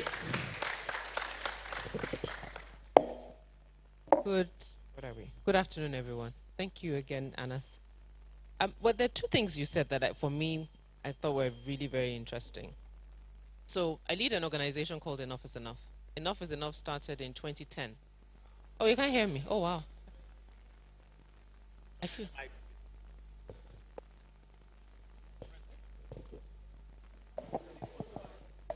Can you hear me now? Is this better? Awesome. So I lead an organization called Enough is Enough Nigeria. EIE started email is, where is the outrage? Last week in this day, I actually wrote a column using Aisha Buhari's abuse of power, beating 2 innocent citizens. Her picture was there. The title of the article was, where is the outrage? And I tied it back to the event of 12 years ago. And it's coincidental because EIE is celebrating 12 years this year. And it was a thank you. It was a good way to, in a sense, connect the dots. It was outrage that led to the start of EIE Nigeria. It was outrage that led to the NSAS protests 2 years ago. And you now have a certain First Lady of the Federal Republic who thinks it is okay to pick up citizens, beat them up, and we kind of talk about it, but we didn't really talk about it. Yes, I know you're journalists. Yes, I know your press rooms can be policed. Let me use that word lightly. And that's part of the challenge, because the amount of pushback that Aisha should have gotten, she didn't get at all. Not by a mile did she get. You're picking up a student because of a tweet. And I love the fact, and this is the beauty of social media. When EIE started in 2010, that's where we were. Why? Because it's accessible, it's cheap, and you really can't arrest me. And it was very obvious as well at the time that our public officials were not used to people responding. Radio is unidirectional, unless it's a live call-in program. TV is unidirectional. You can do all your analysis in your house. Nobody is hearing you. Radio, same thing. But social media, as we are saying it, we are responding. And government officials found that very difficult, especially 2011 after election. And again, at that time, Twitter had shorter characters. So nobody had time for your excellency, dear sir, excuse me, sir. They will ask you straight, you are lying. That's not true. It didn't happen like that. Nobody has time for niceties. And that's why till today, government still has a really big problem with social media, because it enables citizens to speak clearly. And yes, there are challenges, because people can speak also anonymously and say all sorts of rubbish, make up all sorts of lies. But I say all that to say that over time, and also contextually, because of platforms that are policed, it's very difficult. We see Anas and the challenge. I mean, if we have Anas talk about the challenges that he's gone through doing the kind of stories that he's done, we'll be here all day. So there's a personal cost, a huge personal cost that comes with that. Now, I tie that to the fact that you can't have investigative stories out without recognizing the context. All of us in this country are traumatized. It's true, you can't wake up. Look at Prof took 6 hours to get here. If you do that every day, you cannot be normal. It's not possible. It's absolutely, it's not, I'm saying it's all of us. I'm not saying everybody, including man of God, woman of God, minister. We're all traumatized. We're just on a spectrum. Some people handle it better than others. Some, it's religion that keeps you sane. Your people, you do not miss Sunday service. You go and dance for 2 hours so your head will reset. It's true. Muslims take their 5-day prayer seriously. It's just that moment of reflection, connect with Allah, so your head will be okay for a bit. But we see it in how we respond to ourselves. We're not kind to each other because we're all under pressure. Somebody just bumps on you. You are shouting. Calm down. You are driving. Someone cuts. They are cursing you to your roots and your family. It's okay. So even myself, I'm trying to happen. I'm trying to look at people from that lens. That it's not necessarily what just happened. I don't know what they're carrying. Look at fake doctors. You take your child to a hospital, the child dies. There's a story that we worked on as EIE, giving legal support. A lady whose son died in a hospital because he was being treated by a quack doctor. The child was buried. She was walking around her house a few days later, and her foot hit the shoe of a 3-year-old boy. And she literally lost her mind. She was like, nah, nobody's doing it to my child and getting away with it. It took 3 years for her to get justice and for the doctor to be suspended. But why was she able to do that? Because she was determined. And she took record. So if the police call her, she's recording. If the doctor calls her, she's recording. So she had evidence. So she herself was the investigative journalist in her own matter. You have 3 minutes, so we can take Q&A. Thank you. In her own matter. So I say that these stories cannot be out of context. So we're all traumatized. So it affects how we respond to this thing. If we live in a society where people are used to buying their way to get things done, when you now do a story that government officials bought to influence Ghana either winning or getting a placement in the World Cup, our psyche is messed up. You are stopping us from achieving is the way we see it. So I think the missing puzzle, lastly, is the fact that investigative stories are good, but they need to sit in an ecosystem of civic education until we constantly read drops of exposés to wake us up. The expose will meet us where we are. If I am a person that's dealing with the fact that I pay to get my way through, the expose that talks about someone paying to subvert justice wouldn't move me because it's my norm. And we cannot not underestimate just how badly our values have been warped. So what is right, what is wrong, what is good, what is bad is all mixed up in... Thank you very much. Real food for thought. We've been doing this investigative thing for quite a while, but not much has changed. So where is the missing link? On that note, we throw the floor open to questions. But because we are almost out of time, for no fault of ours, Anas's presentation took a while. So please, guys, hang on. Like Amy said, if we open the floor to just questions on Anas Aramaya's investigation, we'll be here the whole day. And we can't be here the whole day. We need to go on a break and then come back for the second session. So what we're going is we are going to take questions. Direct your questions first. I will use my discretion to Idris, then we'll come back to Anas later. Is that okay? That's fair to you, sir, right? Thank you very much. And then not forgetting Prof as well. We're winding back the clock to go back in time. If you have some questions of Prof, he's still here. So, where are the women in this room? Okay. There's a lady there. Hand her the microphone, please. Your name, and go straight to the point, if that's okay, please. Good afternoon, all. My name is Pauline Onyibe. I am the Vice State Correspondent of New Telegraph. My question goes to Prof. Lai Osho. He said that we should hold the public office holders accountable as journalists, if I got him right.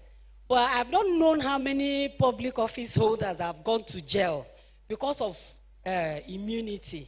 So at what stage are they supposed to be punished or persecuted? Is it when they are still in the office or after when they've left? Because if you do whatever goes on, or if you report whatever they do at a particular time when they are still in their offices, nothing happens. That's my question. Okay, it depends on what public officers you're talking about. Anyway, Prof, was that question for you? Okay, let's get the mic over to Prof as well.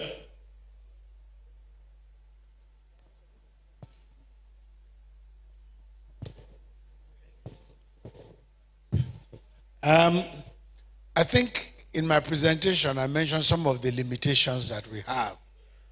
That if you don't have the enabling environment, and if the other accountability institutions are not working well, then things may not, the reports may not have much impact. We also know that, well, just as the pre-rum man said, I don't think there is a legal limit to crime. If you commit a crime today, in 20 years' time, you can still be held accountable. You can still be arrested and made to answer. So if you do the work well, the records are there. And some people now tell me that the internet does not forget. So the thing will be there, and another government could come, exhume the report, and go after you, and probably, go to jail. But as the lady said, this is a country, and based on even Anna's report, where people will feel that what is in it? Let them go. I remember during Alamisia's time, some people are Nibori, some people are saying, our money they steal, now waiting be your concern. It's Niger Delta money. So the oil is Niger Delta's own. So what's your business? So this is the kind of environment that we live in, and but that should not stop us from doing our work. Exactly. Thank you, Prof. Abdulaziz? Thank you very much. Quickly, I think in his presentation, Prof made a very important. My name is Abdulaziz. I work with the Daily Trust News Media Trust Group. Actually, the issue of impact, I know it's something that every investigative journalist is so passionate about. Everybody wants to see that he does something and there is something consequential has happened as a result. But Prof has already given us some level of consolation that we should know that we have limits. We cannot insist that something happened as a result of what we do. But let me quickly give two scenarios and example. I think my former boss, once a boss, always a boss, Idris has mentioned something regarding what we did with the Kemi Adeosun investigation, and I want to link it up with the MacArthur Foundation's On Nigeria project itself. Actually, there is the need, and Ms. Ademulekun in her own intervention, she mentioned that the issue of civil society. We need to have that sort of partnership between the media and civil society for an effective follow-up, and also ensuring that action is taken. Because a lot of times, and in MacArthur Foundation's theory of change involves, media exposing corruption, civil society picking it and making it an issue of engagement, and also to demand for accountability, because that is what will only make the story to be alive, to also push for the change that we desire. And that is some of the things, these are some of the things that we did, because even that story left to the blackmailers and all that, it would have died a natural death. But because we insisted, 30 seconds, and Abdulaziz. there were also civil society activists who were willing to add voices and keep the story alive. So we have to, of course, even at our own level, we should also be doing follow-ups. A lot of follow-ups will make sure that the story did not die. Thank you. Thank you. Okay, I will come to you guys.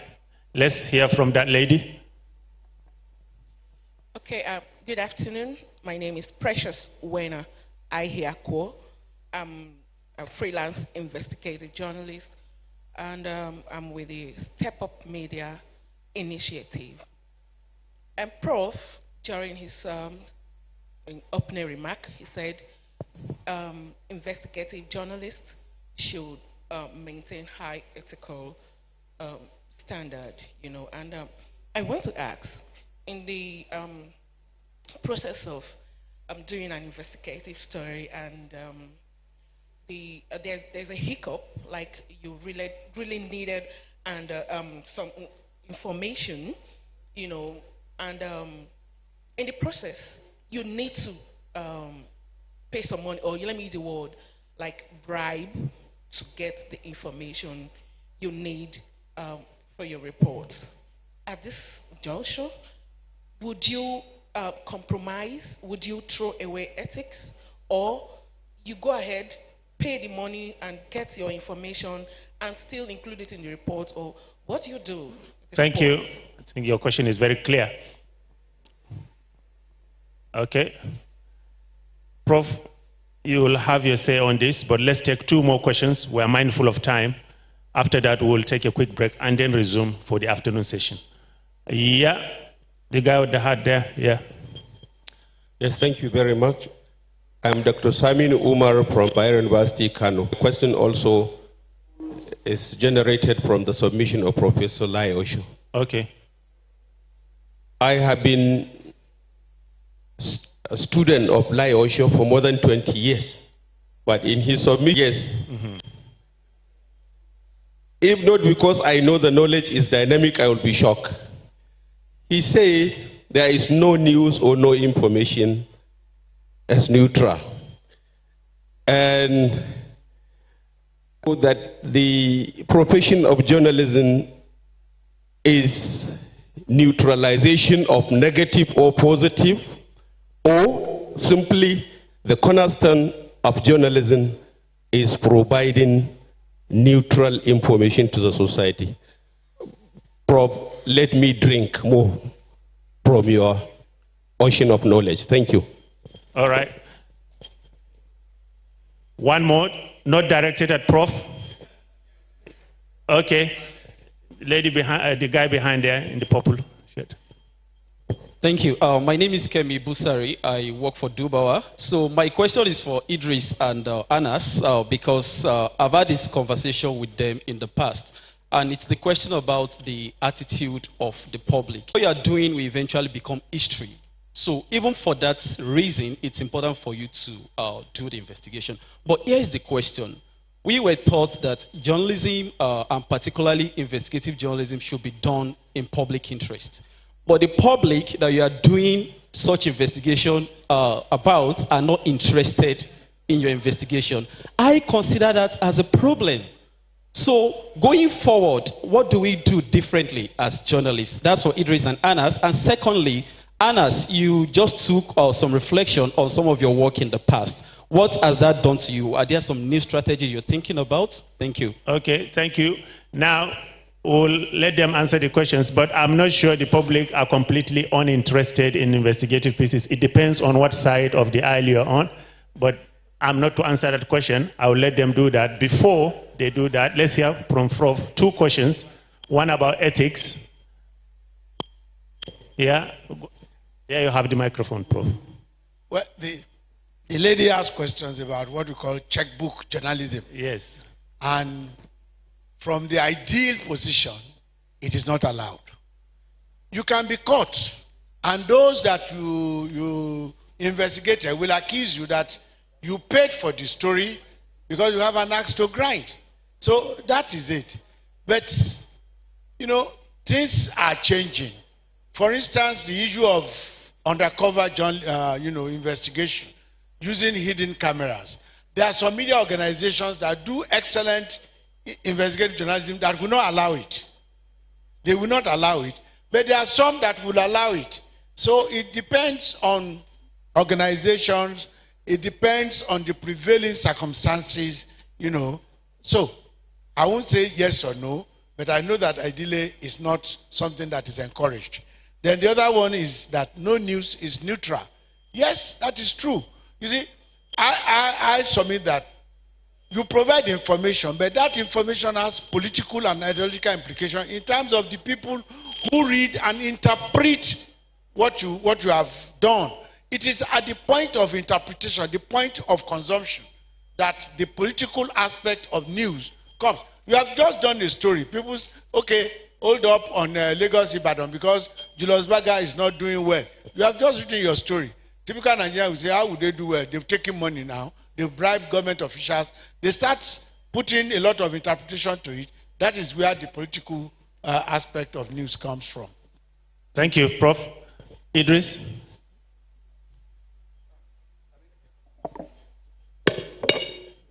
Question about the public not particularly being interested, taking sides to discourage you. I mean, just a few seconds to add to what Prof said, because I'm on the issue of journalism being neutral. I think a lot of research has shown that neutrality is not a prerequisite for journalism, and it's actually very inappropriate to ask journalists to be neutral, because human beings are not value neutral. Yeah, but Idris, if you can concentrate on the question. I'm going. Because this is an ethical issue, we can spend 2 days talking about it. Where I'm going to is that, so it's important for us, both as journalists and journalism teachers, to help our audience understand where we stand on issues, not to pretend to be neutral. Because as human beings, we are not value neutral. And so pretending to be so is also deceptive, which is something journalism... From your experience as an investigative journalist, sometimes you put out a piece, and some members of the public say, well, we're not interested. Like you gave the example of Kemi, some people are saying, why are you going after her? She's of the same ethnic group, she's a woman like us. We're not interested, you're just on a witch hunt campaign. Yeah, exactly. So, but our own values are reflected in the stories we've done. So you've already reflected your interest in it, not by claiming neutrality.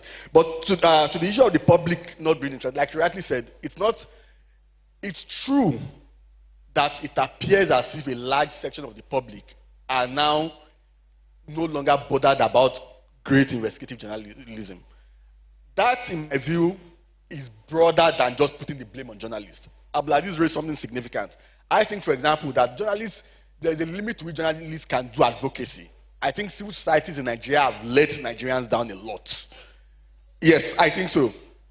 Some civil society organizations, just like some media organizations. It's like, for example, pretending that there is no corruption in Nigerian media. I think the Nigerian media is one of the most corrupt institutions in Nigeria, but it's hardly talked about. Some media houses. That's why I said some. It's not total. Where I'm going to with this is to say that our work must be to continuously try to inform the public. If the public are not interested in what we are doing, it's an indictment on us also. Perhaps we are not conveying the message in the right way we should. Perhaps we need to review the mode at which we disseminate the information. Perhaps we need to review our timing and all other factors. But a lot of it is beyond us. I mean, like Yemi said, people are angry. People are traumatized. There's a limit to which investigative journalists can do. But no matter what, we must not give up. Because at the end of the day, we are doing it because we want good governance in our country. We want respect for human rights. And so as long as that continues to be our main driver, our main motive, whether or not we are able to convince the majority of people at that time should not deter us from continuing to do Thank you. Right. Thank you. On that note, we take a 10-minute loop break and then come back. 10 minutes break. Sorry, before we take the 10-minute break, just sort of my own last words. 2012, Occupy Nigeria, fuel prices, queues all around, we're barely saying anything. The minister's story, what I think was very interesting is, Kemi Adeosun went to court to prove that she did not need to serve. She didn't go to court to say anything about if she lied or not. Again, to your point about follow-up or forged her certificate, that was not followed up, but the fact that she proved that she didn't need to serve was headline news that made it seem as if the investigative piece was wrong. Lastly, public interest. To your point, Kemi, yes, but who is your public? So we assume that your public is at a certain state, which is why they will take your news in a certain way. But if your public is traumatized, if your public is don't have values that align with what the story is trying to do, then it can't be in their interest, and we need to be aware of that. And then lastly, stories that get people's attention. David's story about Iwaju got a lot of traction. But again, part of the missing story, which I was waiting for someone to write something about, was that Kayamo went to court on it. Ganifame went to court on it. There's nothing David is saying, more or less, that's revelational in terms of new information. But it's new to a certain demographic, and it's relevant for this season of elections. Is anybody connecting the dots so people understand where this story lies? That's also a gap, helping people connect dots. Thank you. Thank you. And I quickly read this submitted by Sebastian. My opinion is that the foundation of investigative journalism should be on journalists being well paid and remunerated. I concur with this. And then he's talking about a bill sponsored by CSOs for enhanced investigative journalism, for welfare for investigative journalists. Thank you, Sebastian, for your contribution. And we are back in 10 minutes. Thank you.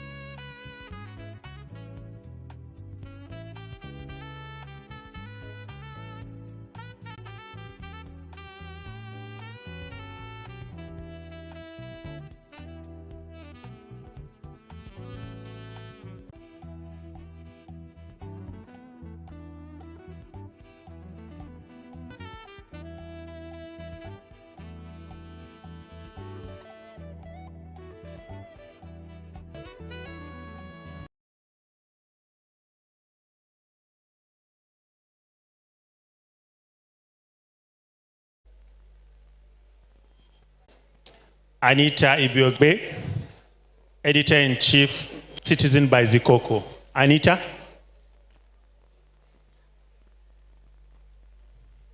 Welcome.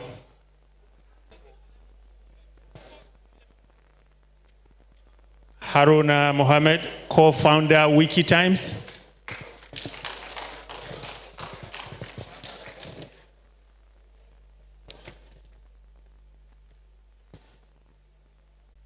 Sorry.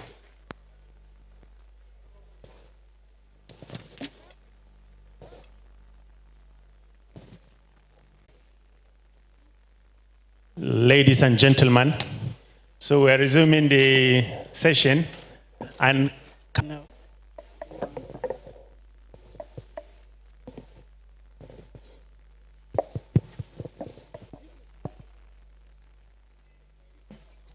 will be coming your way. So if you can have your jotters and notebooks handy to write down questions, that will really help. I will try my human best. I think our mic is not working or something. Yeah. Okay. Journalism and democracy. The long and short of this is we want to democracy. So I think Haruna is going to start first. Haruna, you have about 10 minutes to run us through your thoughts on this topic. And after that, we'll take questions when the session is over.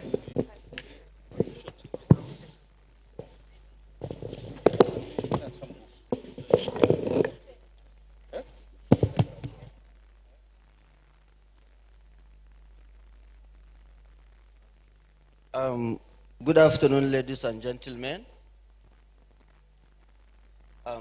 Very quickly, my name is Haruna Mohammed.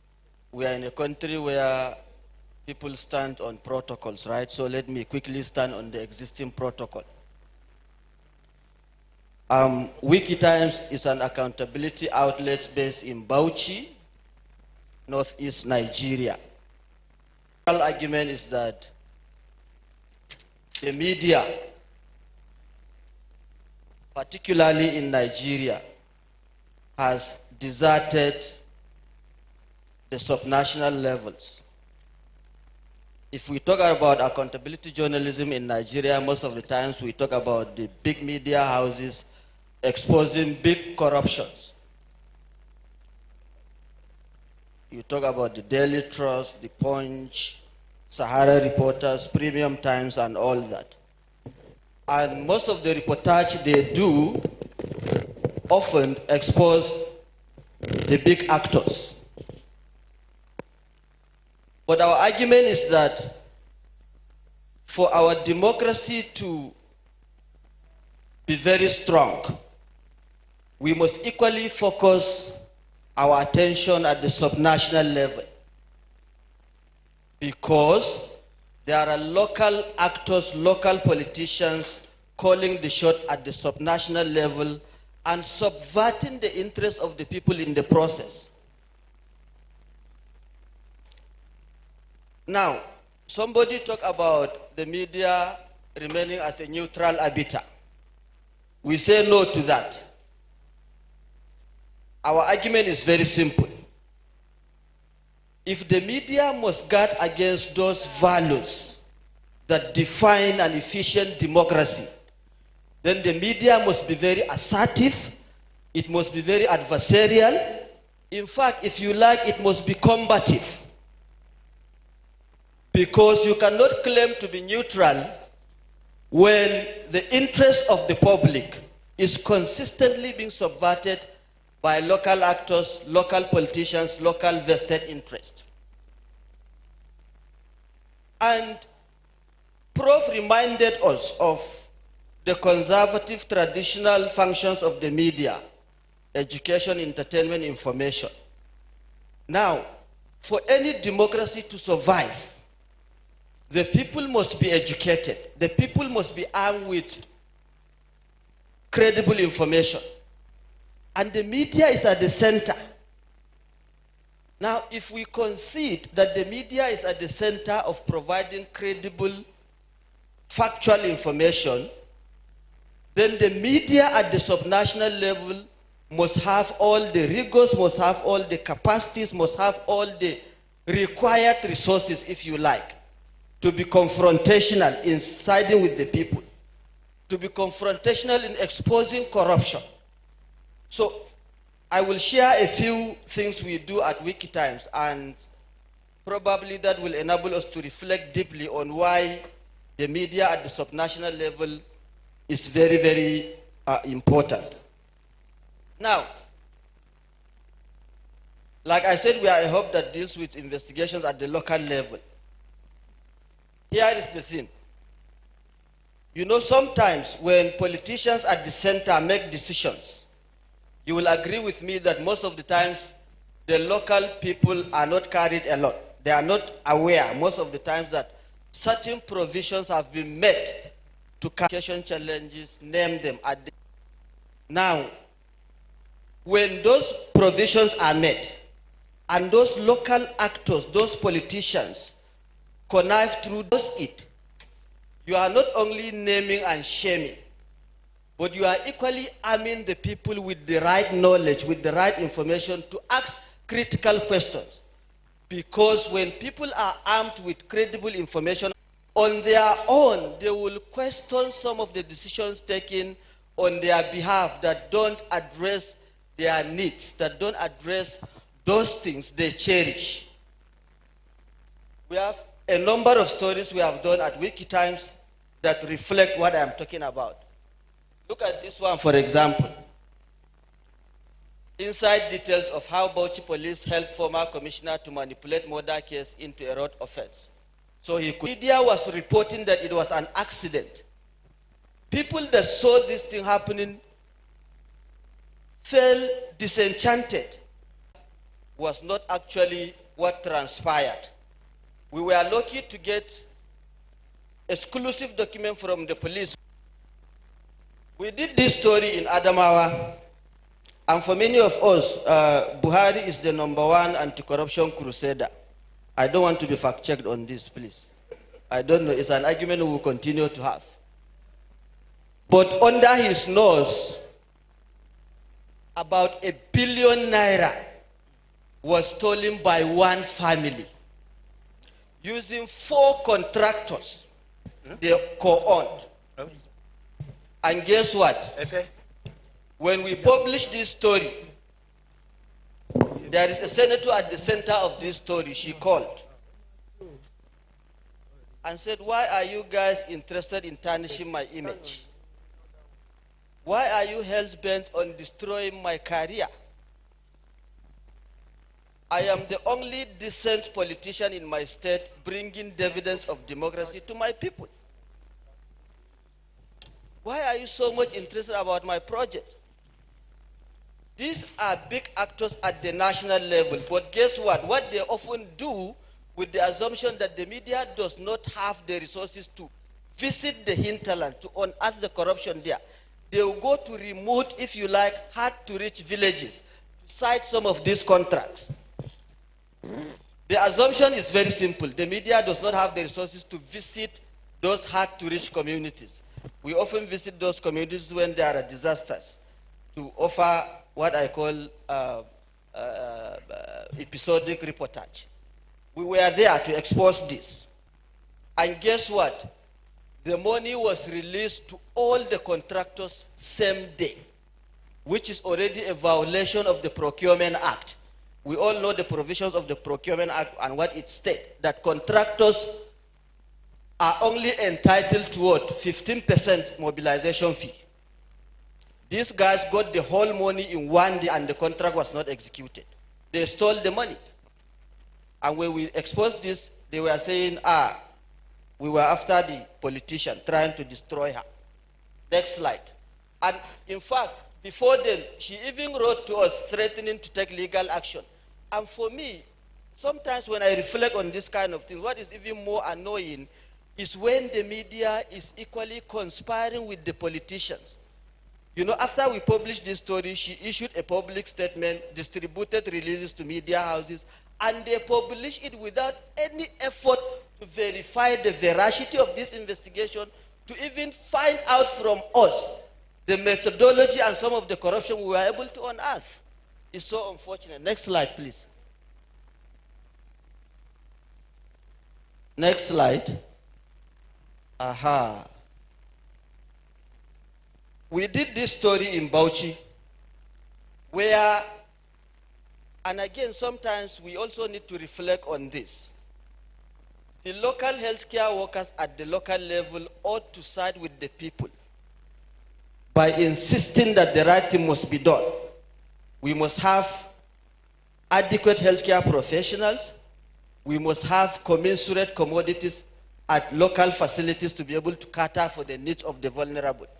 But here are local health officials conniving with local, with drug vendors to divert drugs that are meant to cushion the effect of the poor and vulnerable.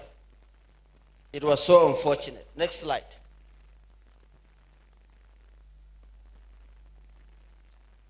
This is a genotype scam story we exposed in Gombe, where health officials collect small money to issue fake genotype certificate. If you go through this story, it's heartbreaking. Because if a journalist will have the notion that you have a calling that is meant to entrench truth and accountability, the healthcare workers should equally feel the same thing, that you should discharge your responsibilities diligently with the hope that those values, those ethical thought while studying stuff like this are not eroded in the process. But the reverse is the case because of peanut. Next slide. Prof was talking about INEC the other time when he was making a presentation. For us at the subnational level, particularly when you talk about hard-to-reach communities, INEC often brag about biometric registration, brags about the number of people they were able to capture. But we are reporting here authoritatively that in some places, communities have to bribe INEC officials before they get captured, before they get permanent voters card.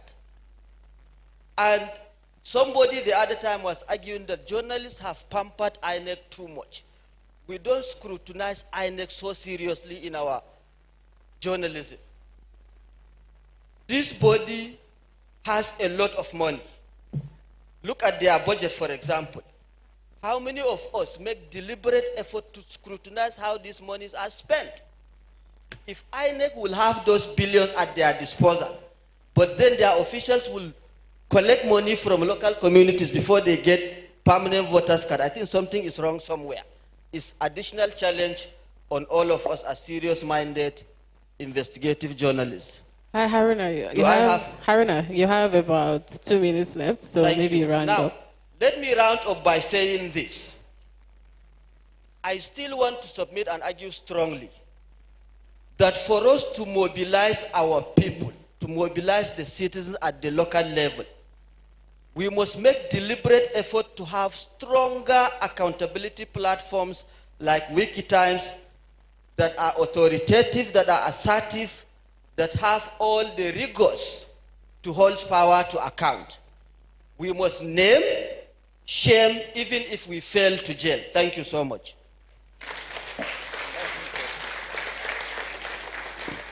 Very much. So we are just going to have a conversation following Haruna's presentation on the issue.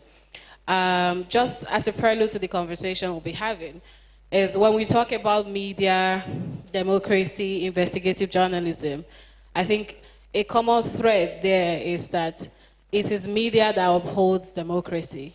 And at every point, we should never fail to, remember this.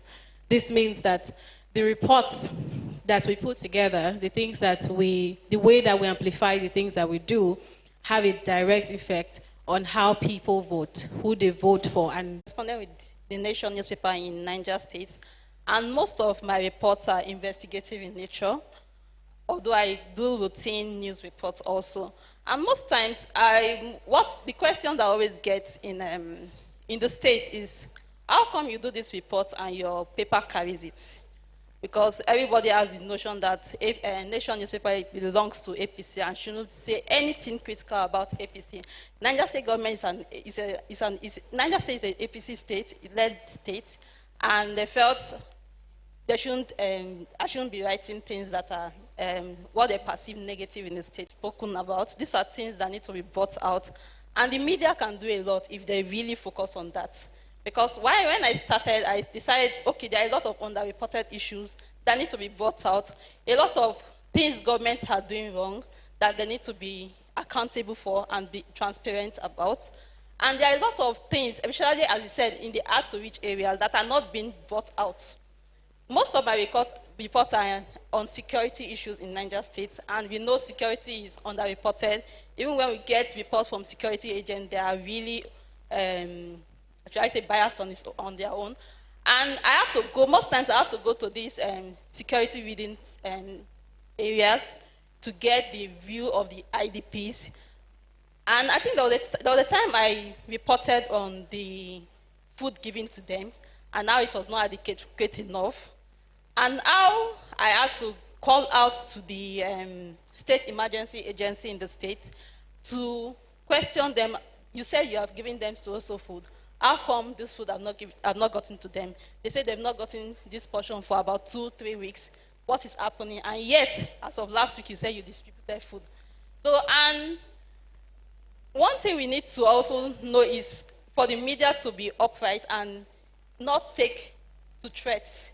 Because in the course of doing your job, there will be threats. There will be a lot of interference. But you shouldn't be deterred and continue. You just need to continue what. So when I called the agency, the way the PRO spoke and tried to, who sent you the permission, you didn't take authorization to go there and the rest. But, and I brought all that up when I was doing my report, and it caused an uproar. A lot of people took it up, and by the next week, there was food donated to these people, given to them, and they had more than enough. But the next time I went to camp as a journalist, identifying myself as a journalist, I was not even allowed into the camp. But I now went back, and that's when collaboration with the local media, CSOs come in. So I had to go with CSO, so under CSO, not identifying myself as a journalist, but going there to, like, a member of them, as one of them, and to bring out the report. So the media is critical. We face a lot of challenges, but if you are really focused in doing in wanting to report this, you will do it. Thank you very much. Just a side note that we will have a question and answer session after this, so please go ahead and note your questions. We'll take them after. Justina, the last thing you said just brings me to one of the critical things that affect the reportage of media, especially in a democracy, and that is press freedom. How do you juxtapose the fact that this is not a very press-friendly country with the fact that we also are the next? Yes, I think press freedom is something that I will not say. I think there are a lot of misconceptions about the press freedom, because the people feel. Those in power feel you shouldn't have that freedom to speak. I'll give an instance. Recently I posted something on my Facebook post page, just questioning the activity of the governorship candidates, why it took some activities and shouldn't mean anything. But the next day I received a call from that candidate, and it came out as a threat because there were background voices who were saying, we know how to handle her, we know how to deal with her and the rest. But the next thing I also was, go back to that same Facebook.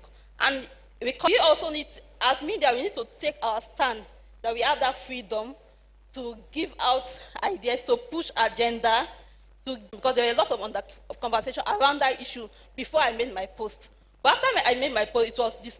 I think for me, that way, we are also educating the people that what we do is important and we are doing this for their own interest, and therefore they should side with the kind of things we do.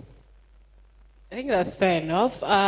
One last question before we take questions from the audience. 2023 elections. So, one big part of democracy is general elections. What do you think the Nigerian media should be doing that they are not currently doing or doing well in lieu of the 2023 elections? So, Justina, start first. Okay. Professor made a point on issues we should be focusing on. And I think the media are not doing enough. We are not questioning the funds. We are not questioning where the funds are coming from. Maybe are they the ones funding the election? Where are the communities? Ask them, have they gotten their PVCs? Ask questions. Scrutinize their manifestos. Like when the current governor of Niger State is also going to stand on that, are they going to bring in manifesto, or they'll just go and they'll just go on campaign and say we are there, we are there, we are there? So we need to question that. When the government is coming on, what is he coming with? What does he have for you? So that you can hold him accountable. Like this one we have now, we can't even hold him accountable because he has not promised us anything. I think most of the people are only focusing on debate at the national level, but states, there need to be state debates. Even senators need to be called to answer questions also. House of Reps, House of Assembly, there needs to be debates all around to question what they really are for the people. Are they there? Let the people know who their candidates are and how they can hold them accountable when they come to power. Thank you. Haruna, in addition to... Yeah, I think in addition to... Can you add a context from an investigative perspective? Because I find that during elections, there's a lot of general reporting about who said this at a debate, and this person said that. I don't think that there's a lot of development that has gone. So in terms of investigative, in-depth reporting, what do you think we can do as we head to the polls in 2023? I think what we should do, anyway, the Nigerian media is not consistent in profiling individual individual candidates. We are not consistent in digging deep, eventually gets into office. For instance, there is an ongoing debate about Tinubu, about the drug scandals, up to now, the Nigerian media is unable, I still want to, in relation to the very many scandals that are reported elsewhere. A lot of questions are still being asked about his secondary education and all that. Apologies, I'm using Tinubu as an example.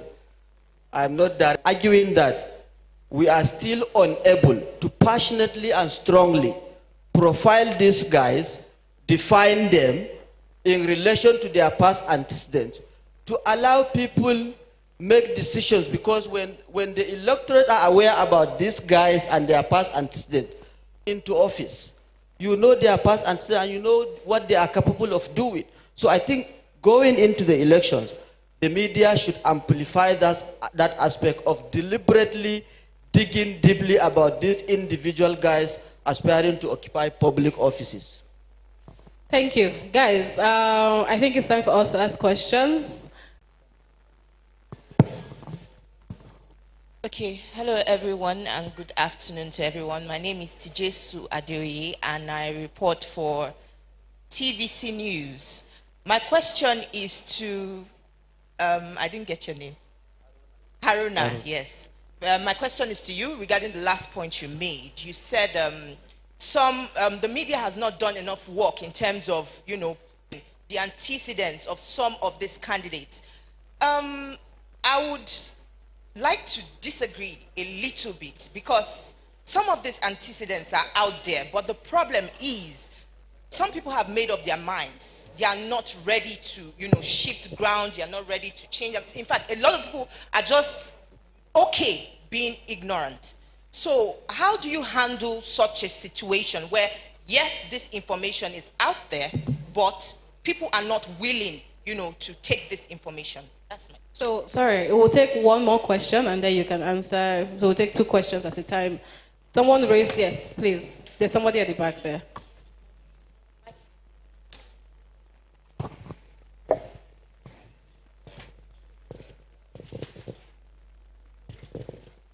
Good afternoon, everybody.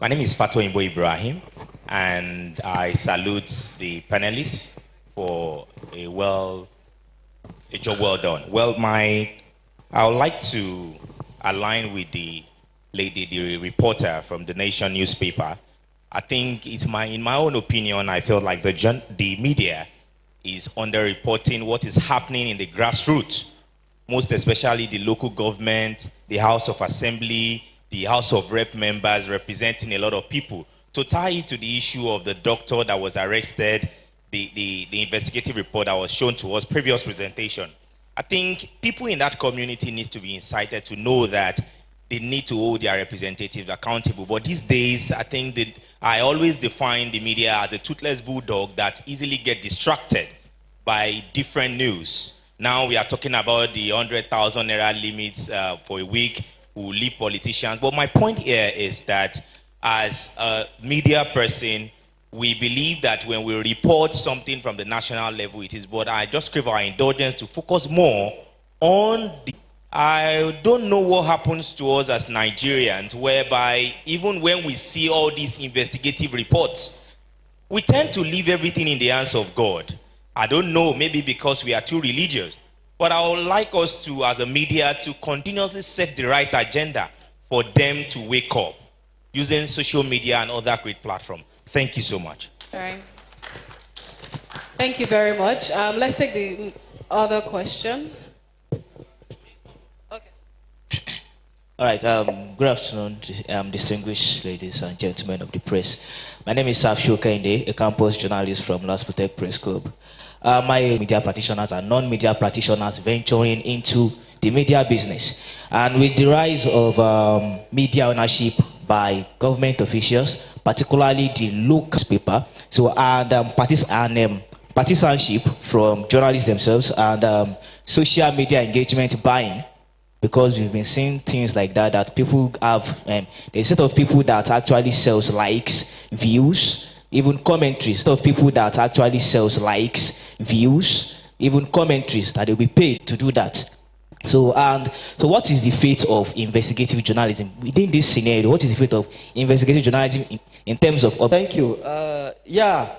So the argument I was advancing a moment ago about the media not being consistent in profiling politicians is fine. You may disagree with me that a whole lot of things are out about Tinubu and a whole lot of other political candidates. But then people still debate. We are not even aware whether these guys has... So my response to you on this is, I think the media needs to be consistent.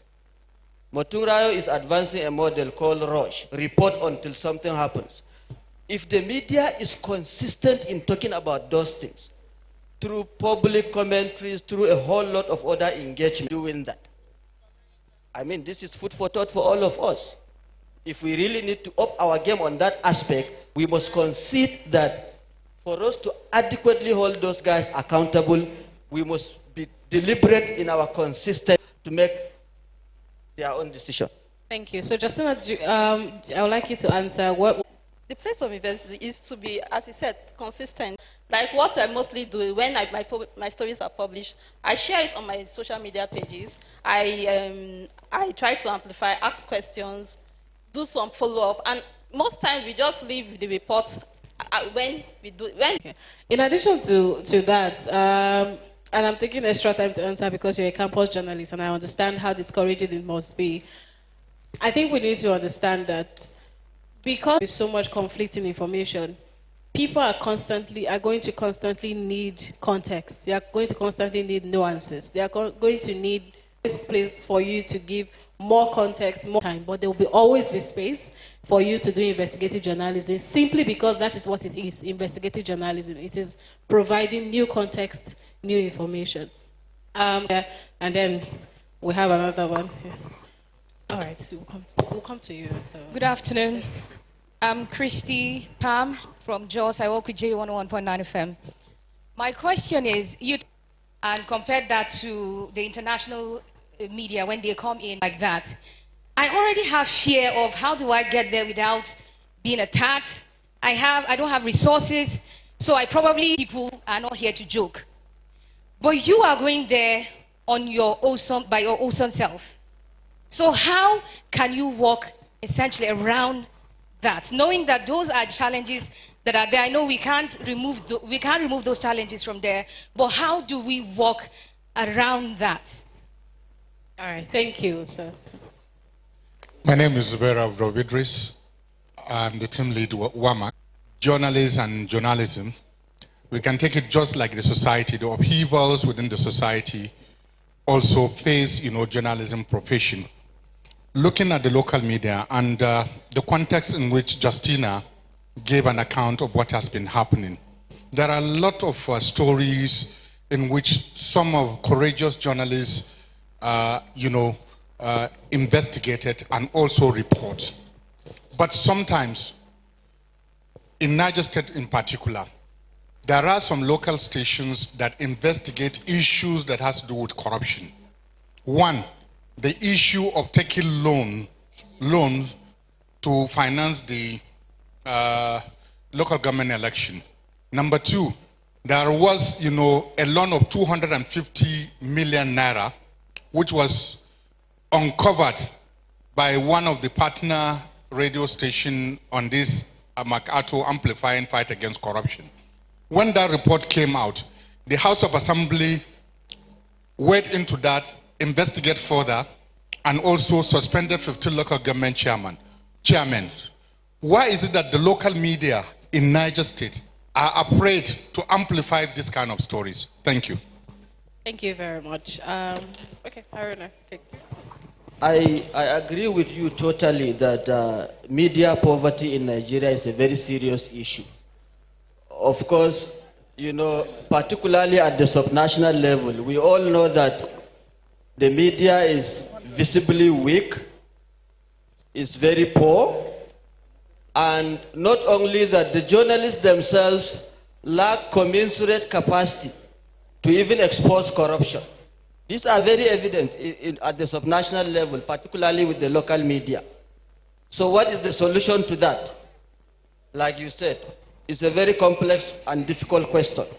But I will say this. We must continue to have a conversation about the media in Nigeria and its place in our democracy. Wikitans, for example, the journalism we do at the subnational level is a donor-funded journalism. We often reflect and ask questions. When these donors leave, how do we survive? How do we continue to hold power to account when MacArthur is no longer available to fund the kind of journalism? So ensure the debate about media sustainability and media funding flourish, in the sense that some people are advocating for national endowments that should be nurtured and developed.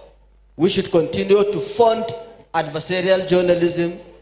Some people are arguing that the media has to have financial sustainability models that are in the straight answer to this question, I must admit. See, simply put, good journalism costs money.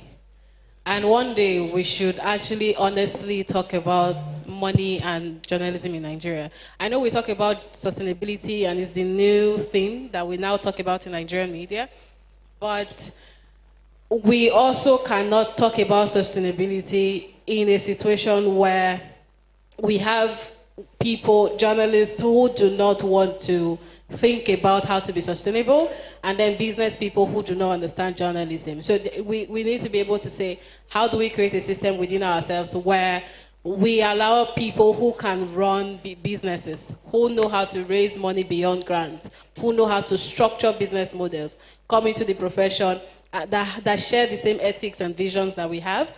And at the same time, we have journalists ready to work with these people. There are different parts of media, and then oftentimes we find that journalists just carry themselves and stay in one place, and then these other people are coming. And one of the reasons why sustainability is a big thing now is donors are not asking for you to think about your sustainability.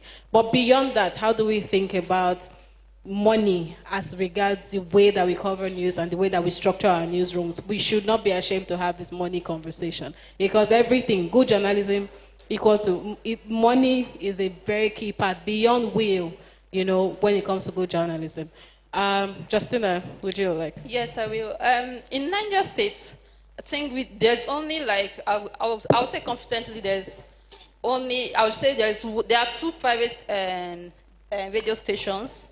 But one stands out, which is Prestige FM. And what made Prestige FM stand out is the Crusaders Radio, which is being done to hold government accountable.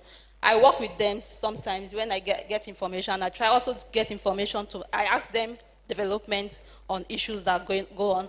And I would say why Crusaders Radio have not died down is because they are being funded. Because if it was, I know there are cases when the show would have stopped, but because they are paying for the airtime and other things, they can't stop that show because also I think the radio station needs the money.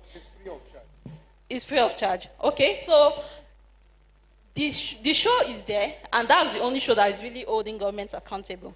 So Prestige FM, there's also, the new one that just came up is Badegi Radio, which is, I say, still upcoming, but they are still trying to find their feet. The other stations are the government-owned. 2 are campus stations. So you know they can't really hold government accountable as such. So the Prestige Radio, which is doing the Crusaders Radio, are the ones that are really holding government accountable, bringing issues of accountability issues, transparency issues, so forth. And the reason why, I would say the reason why others are not really doing it are because some of the staff are from the state radio going to the private radio, because I would say most of the staff in the private in Badegi Radio are from the state media organization. When they retire also, or when they saw the news station coming up, they just have to. And you know, there's this something that you can't write against the government, so they take that same belief to this same radio station. So I would say the reason, and another reason is the fear of threats, calling the owner, and the interest of the owner. He who plays the pipers dictates the tune. So you can't write, especially when you are looking for advert from the government and you are doing other things. So you can't really talk about the government. So, but one thing that also amazed me is that there are also some correspondents who should be holding the government accountable due to the fact that they are not owned by the government, or they are not being paid by the government. But you see these people also aligning with the government, not trying to do any investigative reporting as such, because they are looking for what they really want to get as in terms of position and the rest. So I think they are being limited because, and another thing, lack of training. Several of them are not trained. So even when you tell them about investigative journalism, they don't know the process of how to go. They just say, by the time I'm not a policeman, I'm not a security, so there's no way I can do investigative journalism. So they need to be trained more. I'm sure if there are more training for them, we'll be able to raise more investigative journalists in Niger State. All right, thank you. We have to, end the session. But before we do, 1 minute, food for thought on this issue. Haruna first, then Justina. 1 minute. Well, my message is very simple. We must continue to make deliberate efforts to learn, to educate, to inform, and to insist on holding power to account. Thank you. All right. Okay, we need to also do more of funding the local media and giving them more training so that they can question, because a lot of them don't know where to look at. A lot of them don't know how to really go about this. And funding, because you need funds to go to some of these hinterlands to do some investigation. So they need funds and they need training. So I think that needs to be provided for them. All right. On this note, I'm really glad that our next session is going to focus on sustainability. Thank you so much for having us, ladies and gentlemen. Have a wonderful afternoon.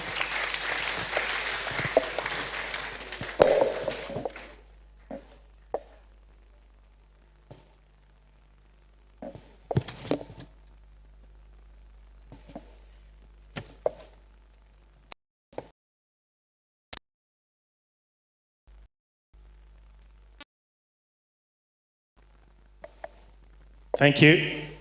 They deserve a round of applause, don't they?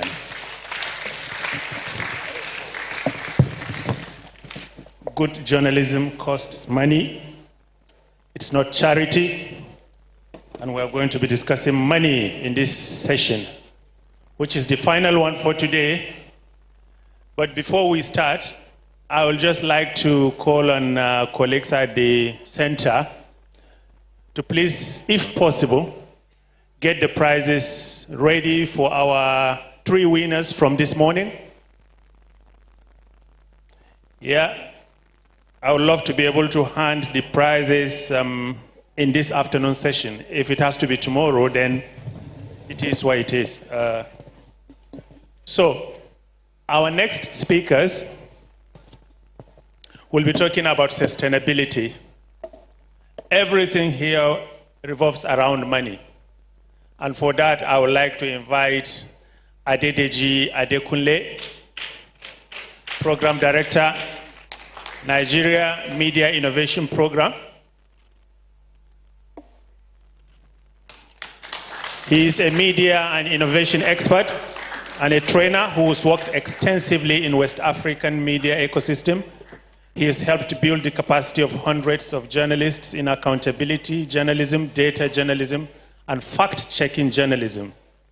Before joining the Media Innovation Center, he was Director of Innovation, Verification, and Media Literacy at the Center for Journalism and Development. Thank you, and welcome once again. Next is Oluwadara Ajala.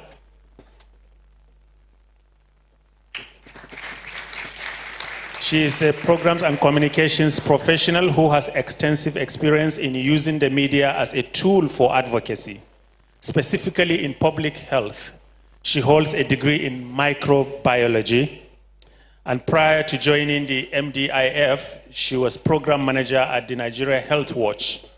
During her time at the Nigeria Health Watch, she managed a portfolio of projects that increased audience knowledge and participation in Nigeria's health policy landscape. A warm welcome to you once again, both.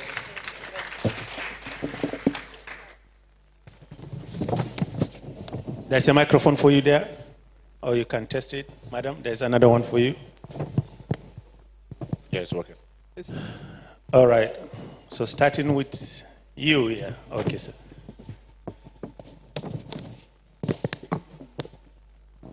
I shared a presentation. Is that going to be available? Yeah. You submitted a PowerPoint presentation? Yeah. Is it a PowerPoint or a set of videos? PowerPoint. PowerPoint, yeah. All right. Thank you very much. I will start. I'll get right into it. And a huge part of this session was initiated by the discussions in the last session by my three colleagues seated here. And the discussion was how do we get these things done, especially at the local level, especially looking at the financial situation, especially looking at the audience and the ability to actually reach the audiences in these locations if we want to have the kind of impact that we want. It is clear that media and journalism, even though personally my sentiment would want it to not be a business, but it is. And that's the first thing we need to come to terms with. However, it is a unique one. In many climes, support is given to the media in different direct or indirect ways. In some countries, it's lower postal fees, lower transportation costs embedded into governance infrastructure. In some countries, is unique funds to support and ensure that the media doesn't die out. In some countries, special interventions. There are different ways, and that's because of the social importance of the work we do as journalists. And that cannot be overemphasized. However, governance and government's interest is not always altruistic. It's not always on the side of the public's interest, of the public. And you can't always vouch on having the kind of support you want. On the second note is this. There has to be a balance. And it is not necessarily a bad thing that the media is also a business. Because the journalism is not the only part of the media. There are plenty of players in the media space. And there's a war for information. And people need to earn a living. Journalists need to be paid. They need to take care of their families. And a welfare system usually erodes value. Now, going into the topic for this panel, more specifically, audience revenue for sustainability. The first thing I'll say is this. There are a couple of factors that determine why we need to talk about audience revenue in terms of sustainability. However, audience revenue isn't the sole solution to sustainability. We have to think wider than that, and a lot of us are already doing that. First, we are looking at mixed methods, right? It is clear, and it is already a known fact. I don't think we are debating this, that the advertisement and advertising model of the past is not enough to sustain the media that we have right now. I think that is not rocket science to anybody anymore. The landscape has changed. There's a change in the way advertising revenue flows. There's a change in the way, and we've lost the monopoly we had in the past, right? There was a time when getting your information on the page of a newspaper was the best thing you could do to any business. There was a time where you wanted a job. We all went to the last page of Guardian newspapers, right? Thursday edition, right? Tuesday and Thursdays, yeah. Those days are gone. I think the only thing that is more consistently advertised are maybe probates and obituaries these days. So we need to realize that that ecosystem where we had a monopoly on information flow is gone. And the repercussions are already clear to us. We are not still trying to find them out. We also need to understand that the public spheres are evolving. There are multiple publics now, right? There's the general town hall, the physical conversation, and then there's Twitter, which on its own is a public. There is Facebook, on its own is a public. And different kind of behaviors, different kind of conversations happen there, and trade also happens. So we need to think about these things and ask ourselves, what's the consequence on our revenue? What's the consequence on our business? The unfortunate part about this is, because we know what we do is important, we assumed in the past that the importance of our work will take us through that event. And that's not true. Everyone else evolved. Digital marketers evolved. Advertising executives evolved. Right? Public relations professionals evolved. Corporate communications professionals evolved. But journalism seemed to stand still. And that's the problem we are here to talk about. Another background reason for this discussion is this. If you want to be editorially independent, you have to be financially independent. Grant funding is great. Sometimes it's not great. That's just the truth. Sometimes you're doing stories you don't need to do or don't want to do.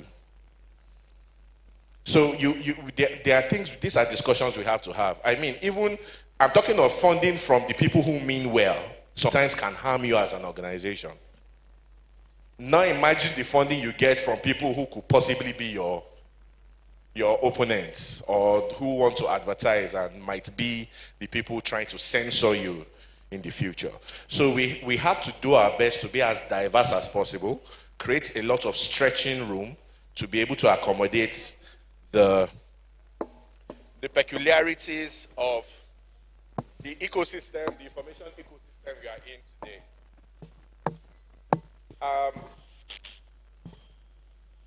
Now, there are many ways to generate revenue. There are still other ways. Advertisement is not totally gone. Let's not take it as, we are not saying that.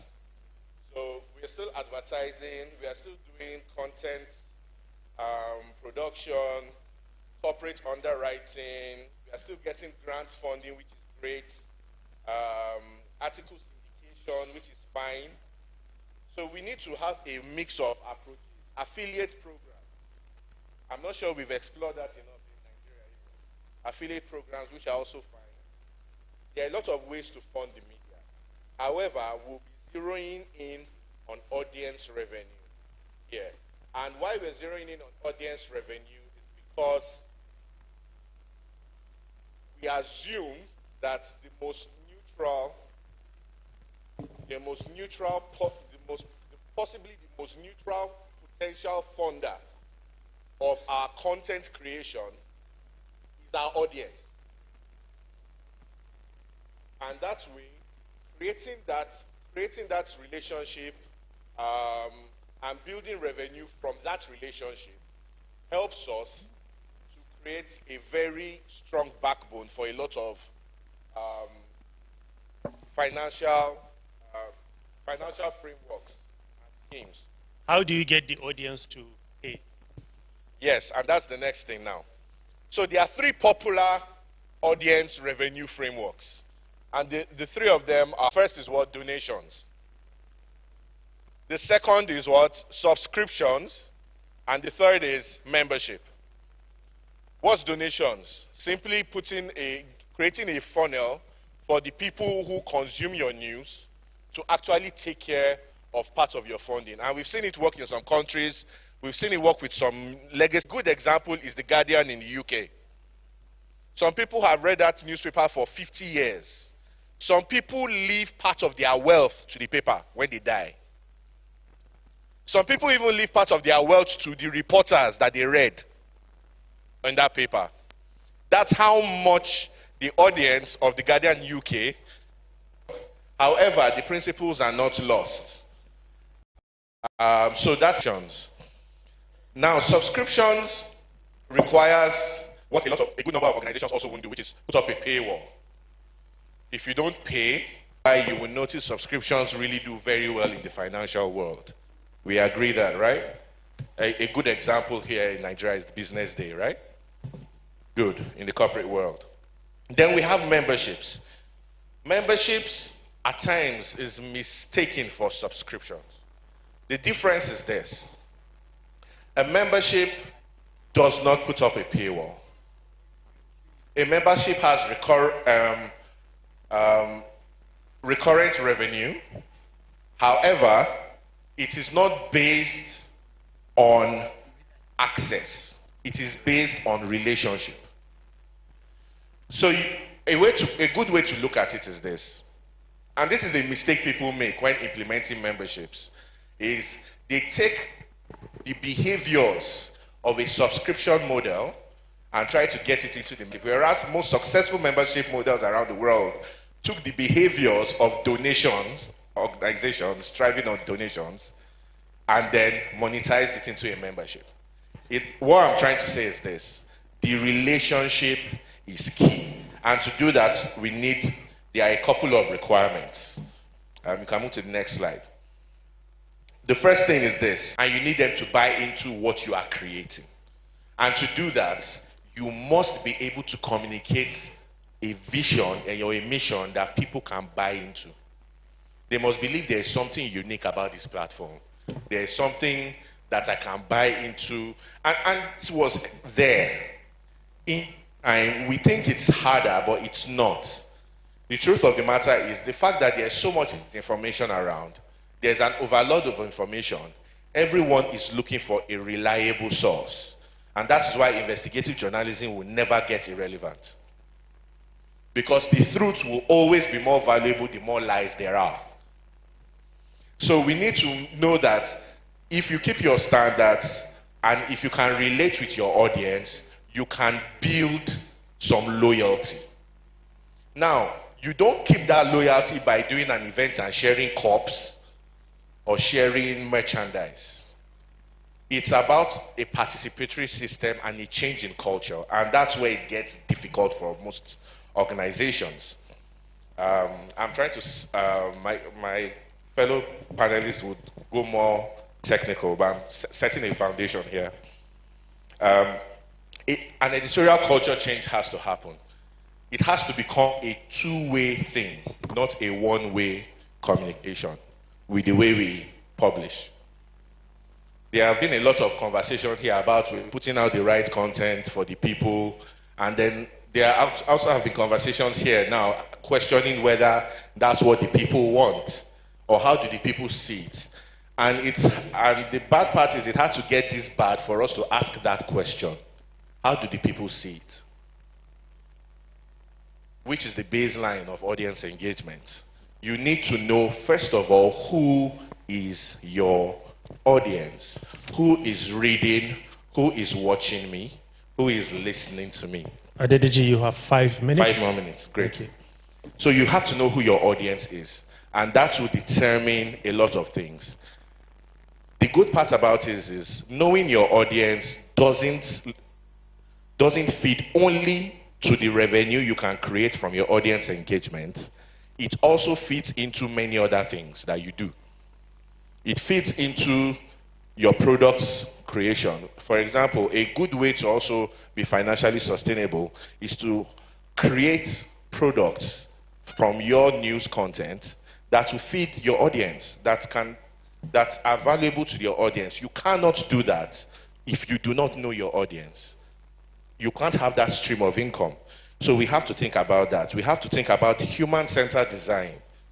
Human-centered design says that you have to look at these 3 things, and I'll stress this a bit because it helps the way we think about this. First thing is what? Desirability. Do they desire what I'm putting out there? Is this what my audience wants?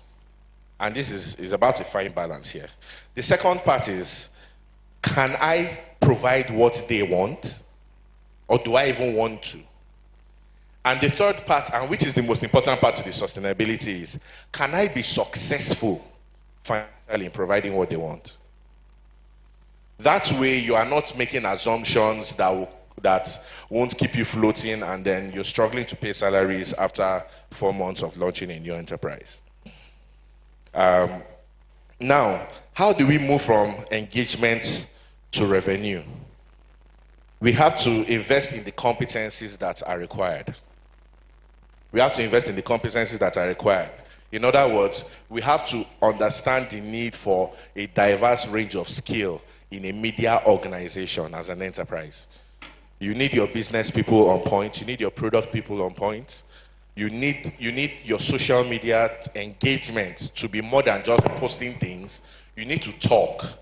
And a lot of us have that experience now. We know that there is a 2-way communication line in most of the platforms we publish in now. Having that consistent, you have to allocate resources towards making that work. It's not going to work without a deliberate effort. Let's not assume, and it's not going to work without you investing in it. So we have to make sure that we put those things in place. 1 more minute. All right. And then we also have to look at this. It's a team thing. You are not going to hire a business development person, a product person, and they are going to work in the isolation, and the editorial part of your work is not going to be part of the process. Let's not kid ourselves. You have to merge the efforts. Whatever you are trying to achieve has to be a holistic vision for the organization, because your reporters have to buy into it. Your reporters have to participate in that feedback loop as well. And then you need to explore engagement reporting. The last thing I'll say here is this. There are ways to grow it. You have to look at, do I grow my audience by what? Knowing who they are, increasing the number of those people I know, or should I explore new audiences for my work?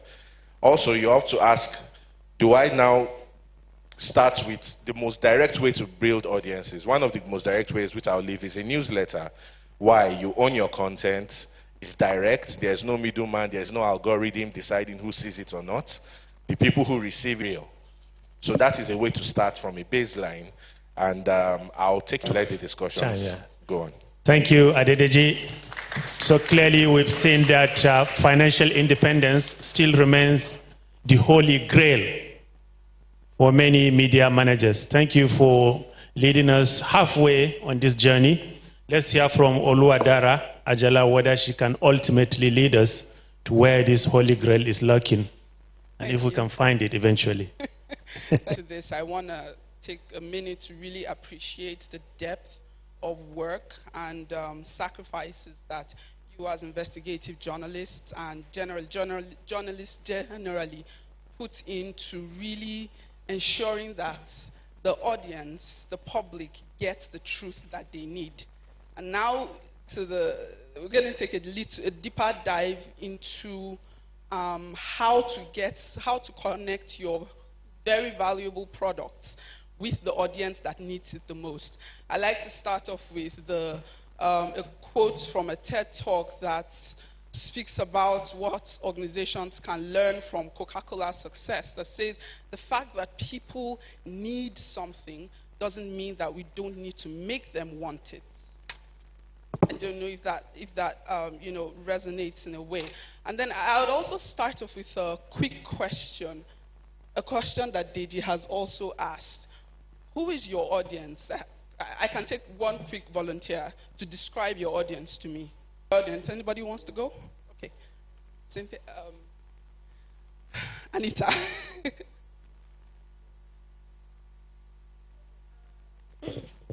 Is this on? Okay, great, it's on. For us, our audience is, what we do is very simple. It is, we write politics and policy in a way that young people understand. So our audience is basically anybody between 18 to 35 who is trying to understand politics and policy in Nigeria, but cannot go through the tons of messaging that is out there. So we just want to simplify this as much as possible so they can take action. So it's reporting for civic engagement, basically. Excellent. Thank you so much for volunteering, Anita. And I really like the fact that you have dialed down into some of the demographics of who your audience is. The tactics or the tricks of audience engagement are just like organization on the way towards sustainability. You can't be truly independent if you're not, financially independent. And since the primary user, I like to think of it in terms of business, because much as we're doing a lot of social good, we're doing a lot of public good. All media organizations are still media businesses in a sense. So your audience is your customer, your audience is your user, and you're public facing. So there are a myriad of tricks and tips, rather say tips, to help newsrooms to really connect with their primary customer to ensure that they are able to benefit from the premium quality goods products that you are putting out there. I'll be using terms like products and customers a lot because I really want us to understand that our work, very important to social justice and all, still remains a business and should be approached from that lens. Okay, glad that this is here. One of these tips is refining your user persona. I like the term user audience engagement because I believe it almost describes your customers as a marketplace. The audience you're trying to reach out to is a marketplace. And as a newsroom, you are selling your products. Like I said, we'll be using this a lot. A lot of newsrooms have many products to sell, but maybe just haven't identified it as such. And then you're seeking to be paid with your audience's attention. Correct me if I'm wrong. Is there another goal that is being reached out to, that you're seeking as a newsroom? You're seeking to gain your audience's attention. Is that right? Okay. Right. Okay, so, and in the long run, your audience's attention leads to revenue via different sources, different channels, like Deji has really deftly mentioned. Whether thinking about subscriptions, thinking about memberships, thinking about donations, your primary facing customer is your audience. And now to dial down to really understanding who your audience is, and thank you for that really excellent example. I want to introduce or reintroduce the concept of a user persona, or the audience of one, or an audience persona. Those are three interchangeable terms that I'll be using as we go along. What that means is the fact that you're essentially writing or talking to or creating products for one person. I know that goes against a lot of what, and we can go to the next slide. I know that goes against a lot of what we have, worked to achieve, because we want to reach a large group of people, we want to cater to many demographics because they need the news, they need the critical information that we are giving. So this is a counterintuitive concept. Is a product for everyone a product for everyone? Is it a product for no one? And I need one volunteer. Is that true or false? A product for everyone is a product for no one. True or false? Okay, great. Thank you. So next slide, please. I really like the fact that this concept is very clear to everyone. Now, the one audience concept is based on relativity. People want to interact, and people will interact and engage with things that they can relate to, essentially. And that is that's what we base this discussion around, user personas for audience engagement, for ultimately more sustainable journalism around. Now, to increase engagement, you need to increase relatability. And how do we increase relatability?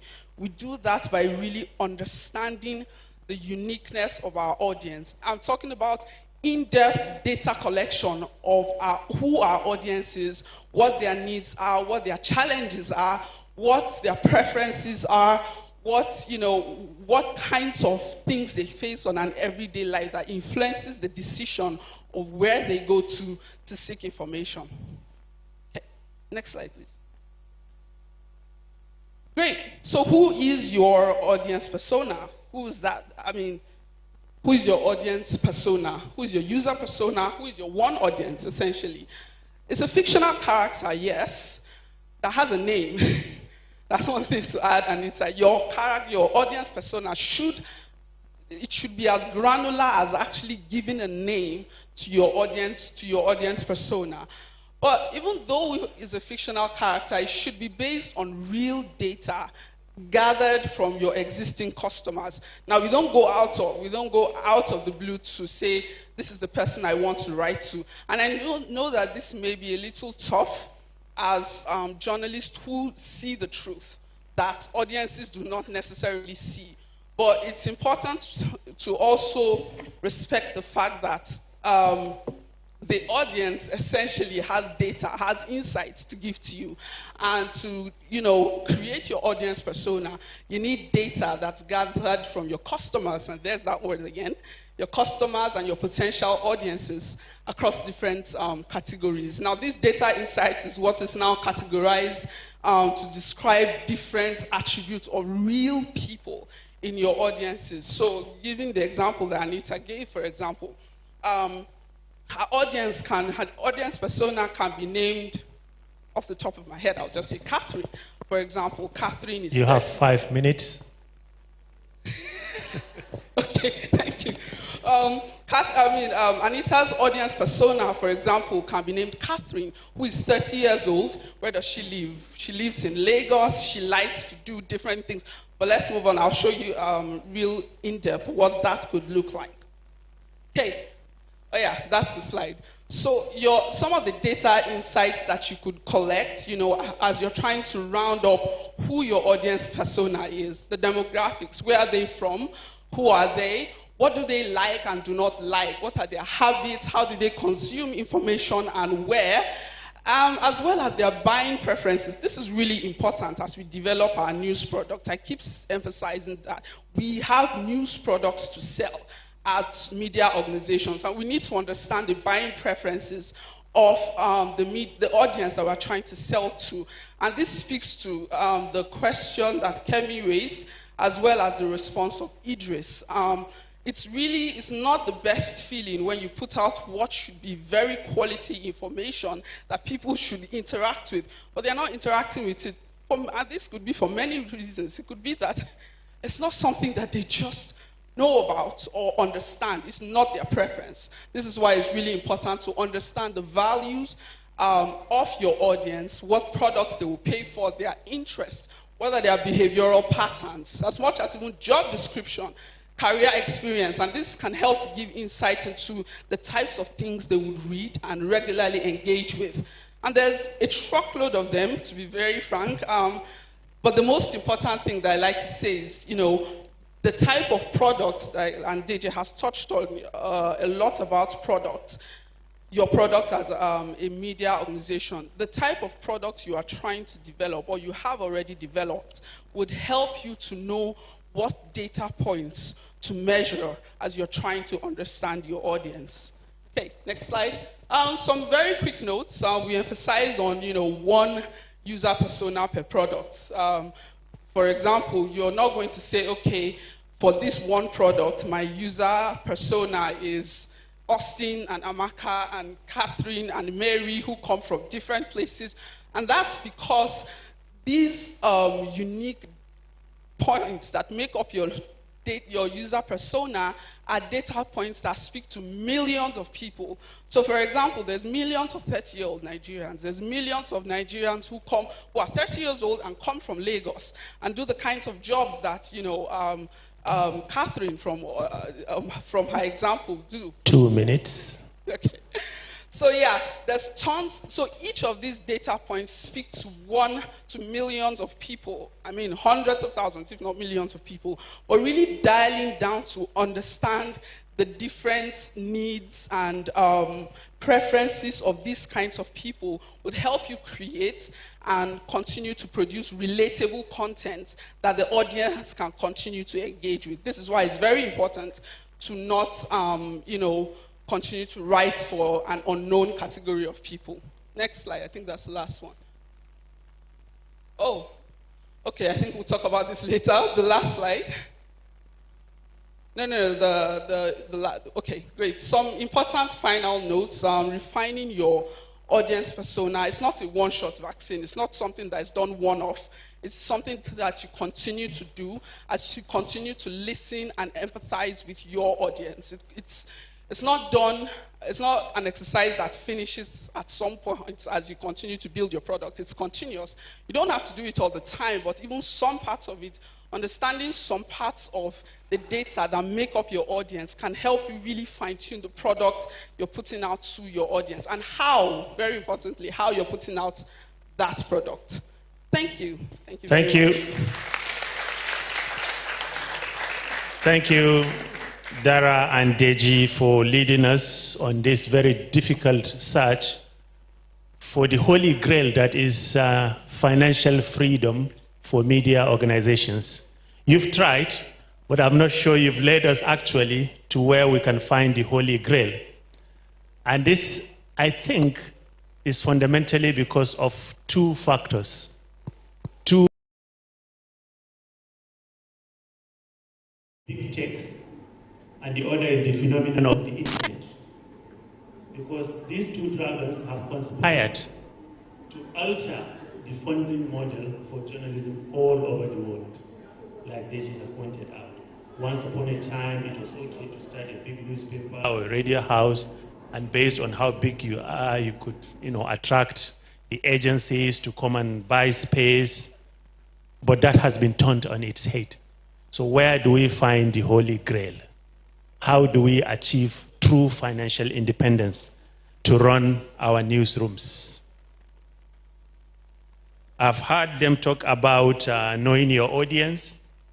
I've heard them talk about audience persona. In some parts of the world, they take it a step further by doing a research on the intent to pay. You know what you want to do? You know what audience you're targeting? But you don't just go to market and start operating. You have to gauge the intent to pay. In some cases, your consultants will tell you, even though this is a good product, but the market intelligence clearly says people may not pay for it.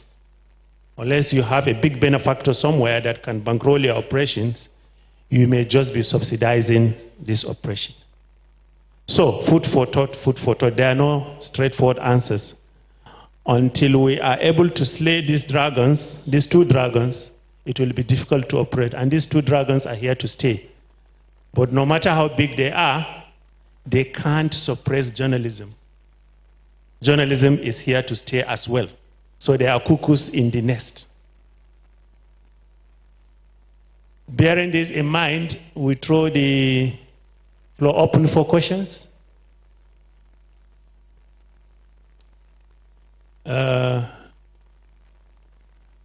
I thought we had journalism students here. Where are they all going to? Okay, yeah. Hand the microphone to her, please. Is it a question or a comment? A question, please. Go ahead. Your name? I am Kate Adekunle from Yaba College of Technology. My question is actually directed to the lady that just finished speaking. So she was actually talking about identifying your audience, okay, as, in quotes, a way of funding the newsroom. And I actually do not really get how that really fits in. Because earlier this semester, like I was telling my friends around me, we did a deep dive into one of the oldest magazines in the US, the Newsweek. Now, the Newsweek fell in 2010 as a result of them trying to identify their audience, in quotes. What do you mean it fell? It eventually had so many liabilities that it had to be sold for $1. Now, what happened was the magazine tried to make sure that it was only concentrated on its target audience. So it's tried to shrink its subscribers' rate, okay, to fit into the category of people that they feel will be their target audience. So they were ending the print edition to start a digital one. Okay. So eventually, it led to their fall. So I want her to really explain how identifying your audience can really help fund the newsroom. Thank you so much, Catherine. Okay. Really interesting example, but with a very weird model. No newsroom who is trying to become sustainable will try to shrink its subscriber base. That is very weird. But because the entire goal, really, of fine-tuning your audience is to get more eyeballs on your story, get more eyeballs on the content that you put out. And to do that, you need to, there's a term I mentioned, which is, relatability. To get people to engage, just like we see on non-traditional, what's the word, communications outlets. To get people to engage with stuff, it has to be relatable. What relatability means is that I see content that looks like me. I see content that, looks a little bit, that speaks a little bit to what I am passing through, or I have passed through in the past. And that is the skill that we are trying to, get organizations to pick up in the sector, and then get new audiences to find your content relatable enough to engage and also share that content with others. It never will reduce your subscriber base. The goal is to increase your subscriber base and also the eyeballs on your products. Thank you. Okay, hand him the microphone. Good day. My name is Amadine Uyi. I'm with New Central Audience. You talked about narrowing the audience to one person. That means we can define the audience as a personality. The audience has his own character. But the other side is, sometimes when we talk about audience will react. In America, you want to come out for election, they are asking you how much have you politicians, because their money is their money. And then earlier, Tijesu from TVC, and then when Anas made his own presentation, Anas said that sometimes the way the audience reacts is not how you, the investigative journalist, thinks the audience will react. Veritable source of funding. Have you done your own research to say this is how the Nigerian, because you have to understand that audience, the character of the audience. Thank you. Thank you so much, sir. Really valid insights. I just wanted to quickly clarify. Going back to, what we've talked about, I don't think there's really anything for organizations to take away, because the Nigerian audience speaks to people from the most diverse category of place, the most diverse category of preferences, of interests, of behavior patterns and all. So that whole, the whole idea of segregating your audience persona means that you're able to, and I think that's a job that is what every newsroom should do, to speak to their audience. The whole concept of creating a persona means moving from the media being unidirectional to more, what's the word? Interactive, exactly. So listening, have insights to gather the data that helps to create your user persona. I don't think that the audience that you have, the audience persona you've created, should tell you what to write, because we need to acknowledge, and like I started at the beginning, we need to acknowledge the incredible skill and expertise and knowledge that you have and are putting forth to the audience. You have that skill. One of the few things that it can do is help you to craft how your product will be put out, who it will be put out to, and it may then define how they interact with it. Thank you. Yeah, over to you there. Hand the microphone to that guy next to the AC.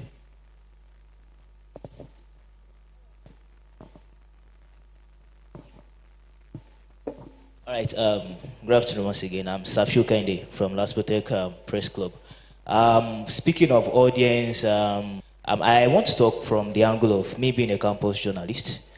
There was a time when we write stories on campus, there's a particular perception that students have. Students want something, they want to create a story, and we run on our blog site for publication. Students react, and they are like, oh, I like this headline. But whenever we push it out to mainstream media, the national newspapers, they refine the entire thing. And I'll be like, this is not what I wrote. So now, speaking of audience... did you try sending it to the Sun newspaper? No. Even within the mainstream media, there are different categories. Oh, yes. Even in the UK, the kind of headlines you can see in the Guardian UK is completely different from what you see in the Daily Mail. All right, so my question is, in the course of we trying to make our content so closely related to the audience that they will see themselves in it, won't that affect the editorial policy and the house style? Would there be a flexibility in terms of editorial policy and house style? For what media organization do? I just gave you a framework. If you are targeting people like in the Sun newspaper, newspaper, the kinds of stories they write are completely different. If you are, anyway, I don't know what you mean really. No, I mean, like I said, students have their own perception about stories. They have this kind of interest in headlines before they can click to read a story. Yes. So now, in the course of clickbait. Yes, clickbait. Yes, thank you. So in the course of the national newspapers, for instance, and you're trying to get student audience in particular, and then there's a story that has an headline, and you change it because of your house style. So now, when we are trying to engage more audience, so won't that affect, the house style and editorial policy of such newspaper? Trying to blend in, trying to make the audience see themselves in the course of trying to making the audience see themselves in the story. So won't that affect their policy? I think that's clear. Ejidara, you want to take one? Okay, so great question. First thing I'll say is you're operating with a couple of assumptions. First is, and that's the whole idea of knowing your audience. You're operating under the assumption that students like sensational stories. The truth is everybody in the world likes sensational stories. And that relates to the comment that Dara gave earlier where she said there's no Nigerian audience. If you are doing something for everybody, you are doing it for no one. So first you need to look at it this way. Journalism is a beautiful craft that has limitless bounds. Your stories don't only have to be sensational to grab the eye of your listener. A student wants to know who is winning the next Nougat games. A student wants to know, it's for you to be able to increase that demographic that is enjoying your content. If, All right. Okay, I just want to explain that a little more. If there is a demographic that is, let's say you are publishing, you have 1 million people read your stories, but there are 50,000 people there that read, comment, share, you get, and interact with it and buying. The goal is, let me identify what's the persona of those 50,000 and look for another 5 million of those 50,000 people to reach. It gives you something you can build on. So it's not something to shrink you down or tailor you in a way. It's something that you should use in your expansion efforts. And that way you can make more money because you have more dedicated listeners or readers. Thank you. Before we go on, just hold your questions. Let's not overthink and complicate this. Let me illustrate this using 2 examples. Example 1, let's say there's Channels TV. Who here would like to pay to watch Channels TV?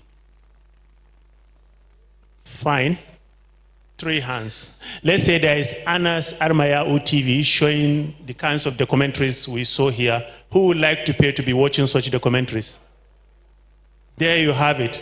So we're inching closer to the Holy Grail. But the challenge is journalism, like the one you've seen, illustrated by Anas, costs a lot of money. And it is very risky. That is why you see him hiding behind a mask. That will probably go on, I think, for the rest of his life. So there are no easy answers to this. It's not as if people who will accept to work in NTA, Ray Power, blah, blah, all of them don't know how to do these kinds of investigations. But some will say, I have a family. I have my mom. I will not risk my life. Let them do what they want to do. So if you want to fund journalism, you have to dig deep. You have to think. So now that we've seen where the pendulum has swung, in what direction, people want to watch to pay Anas TV instead of Channels or NTA. Good.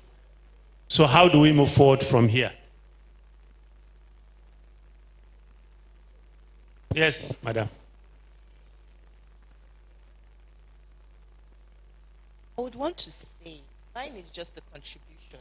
Speak to the microphone. Sorry. Mine is just a contribution. Like in my organization, yes, we don't specialize. What organization is that? TVC News. Okay. We don't specialize in doing such reports, but I think we sometimes, collect some of these materials to air. So I don't know. It's something that has to be. Is a decision that has to be taken by such an organization if you want to invest in such a material to also enrich your production. It's also something to... Yeah. It can fetch you a lot of eyeballs and subsequently advert revenues. It will inch you very close to that financial freedom. But whether that in its own will lead you to the Holy Grail is still up in the air. Yes, madam.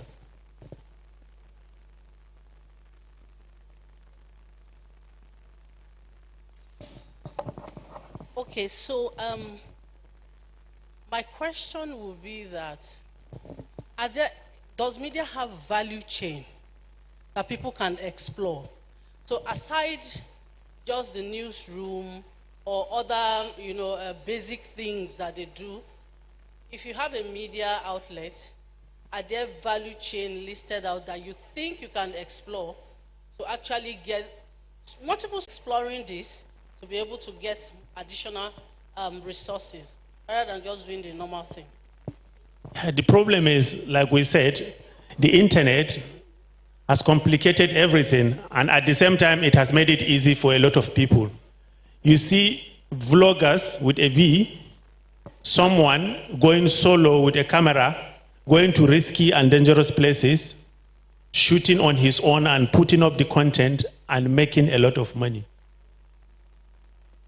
So if you don't want to do the risky Anas Armayau thing, you can nicely do something on telling the story of West Africa in 200 dishes. Ghana, Jollof, Senegal. Trust me, people will watch that. Yeah.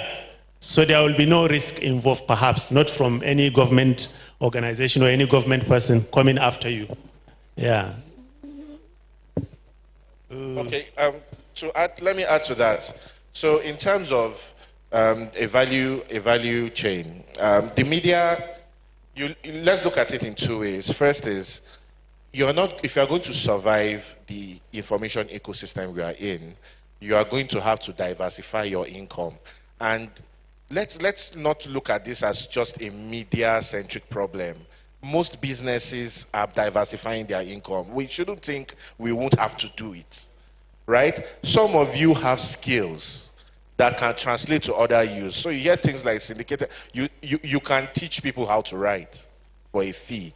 You can train people for a fee. You can produce documentaries for people for a fee. The idea is to have different streams of income. Then, and the second way to look at it is this. Innovation. How do you innovate around the business of the media? We do three things. We gather information, we refine it, and we distribute it. You can, after whatever research you've done, you can look around and tweak whatever way, whether it's the technology or the way you do it or the cost of it, around how you are gathering that information. You can improve it, make it more efficient. You can make how you refine it more efficient, and you can make how you distribute it more efficient. You can never stop or reach the end of how efficient you can gather, refine, or distribute your information.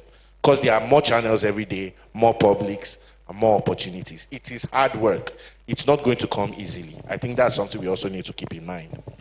Thank you. We can go on and on and on, but we're gradually coming to a close. Before we proceed, I would like to announce that the winners from this morning's networking contest have got their prizes. Their phone lines have been topped up. I would like to ask them to please cross-check and let us know. Thank you. That was 10,000, right? 7,500. Clap for her. I'm keen to hear from the first place winner. It has happened, right? We thank God. And then the third place winner. Please clap for them again.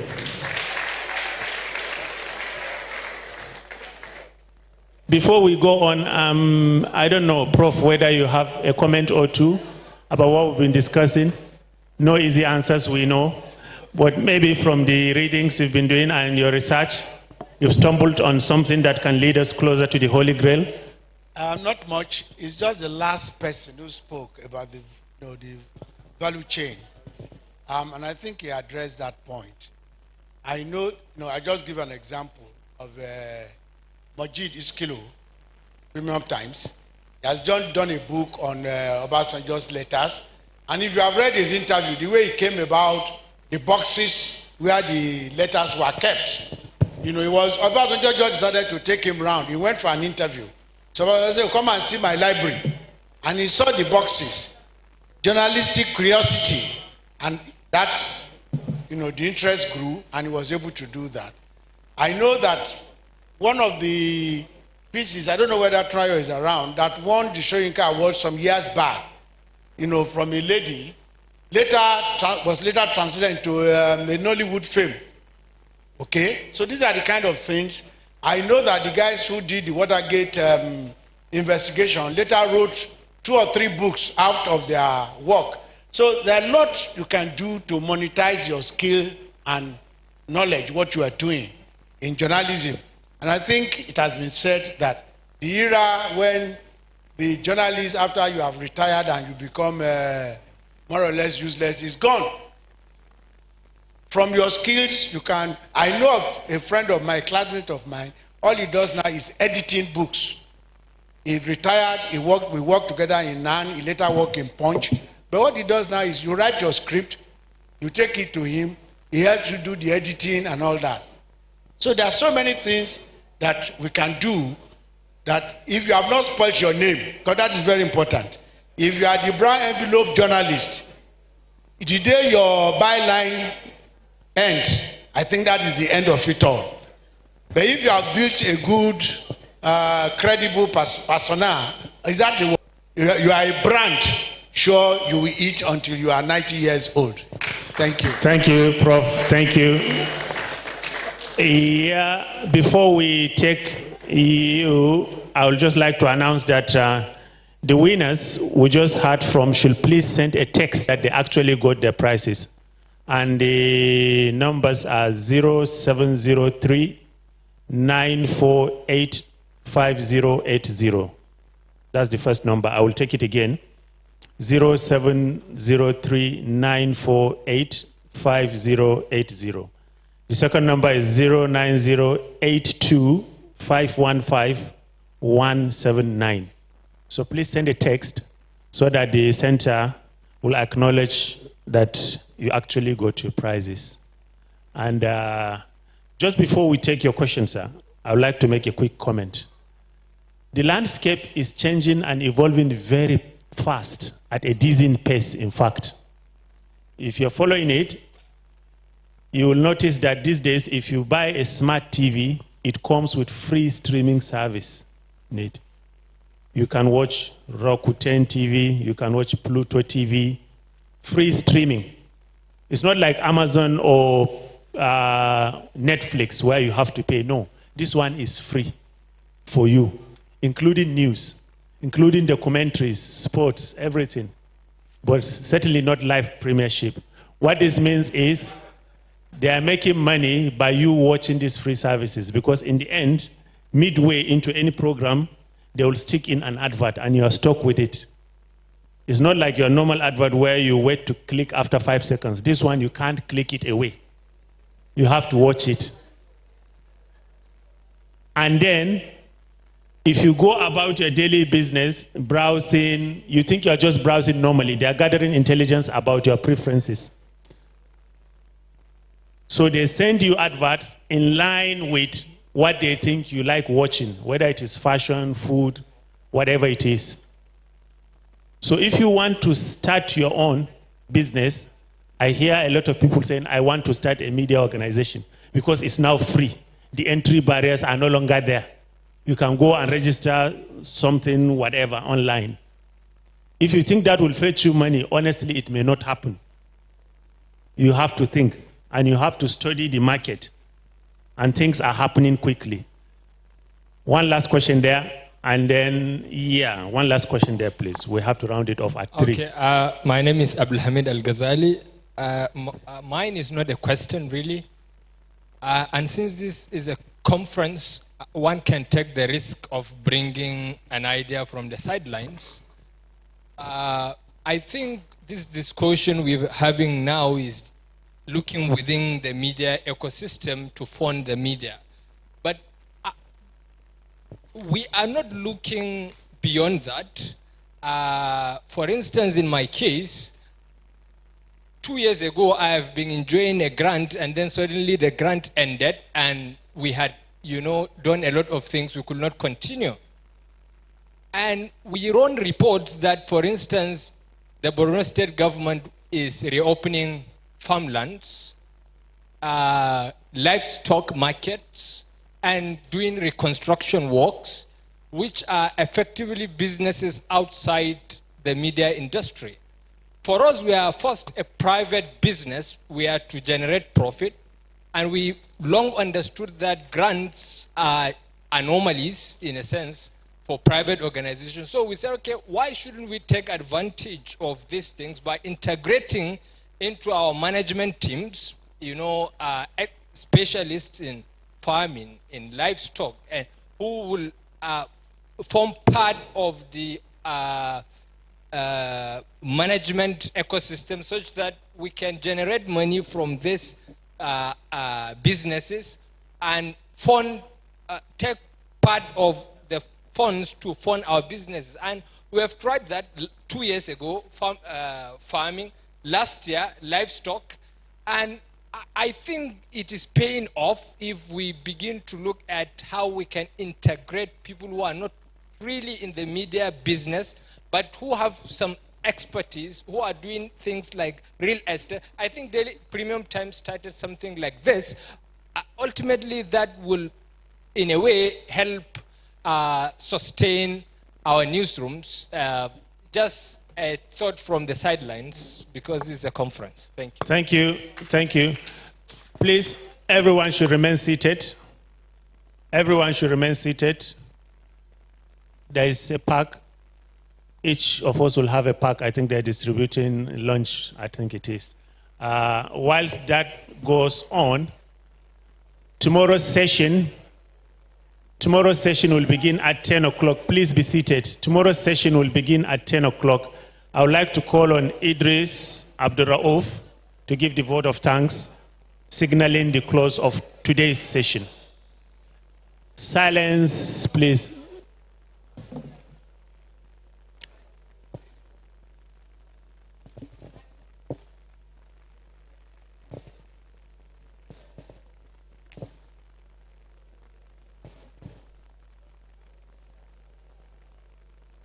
Well, on behalf of media and journalism cohort, grantees of Makato Foundation, and the Wole Soyinka Center for Investigative Journalism, we want to say a big thank you to each and everyone that comes here. But specifically, we want to thank the keynote speaker, Professor Lai Osho, an erudite scholar of communication, for giving us a new thought of journalism, particularly as it affects investigative journalism. Today, both the keynote speaker, the presenters, the panelists, they have done a great job. And we have identified that we now have the 2 C's and R today in this conference. For every investigative journalist, both upcoming and those who are on the field, 3 things needed: courage, confidence, and resilience. Let me thank specifically also the coordinator of Wole Soyinka Center for Investigative Journalism. She is always, behind the scene, but most of the time you see her, coming out here, but most people will not recognize she was brain behind this event that we witnessed today. I will call her today as the Amazon of the media and journalism cohort under Makato Foundation for taking the difficult task when, for the 15th edition of this in-depth, big thank you to our grand coordinator, Monterayo, of Wole Soyinka Center for Investigative Journalism.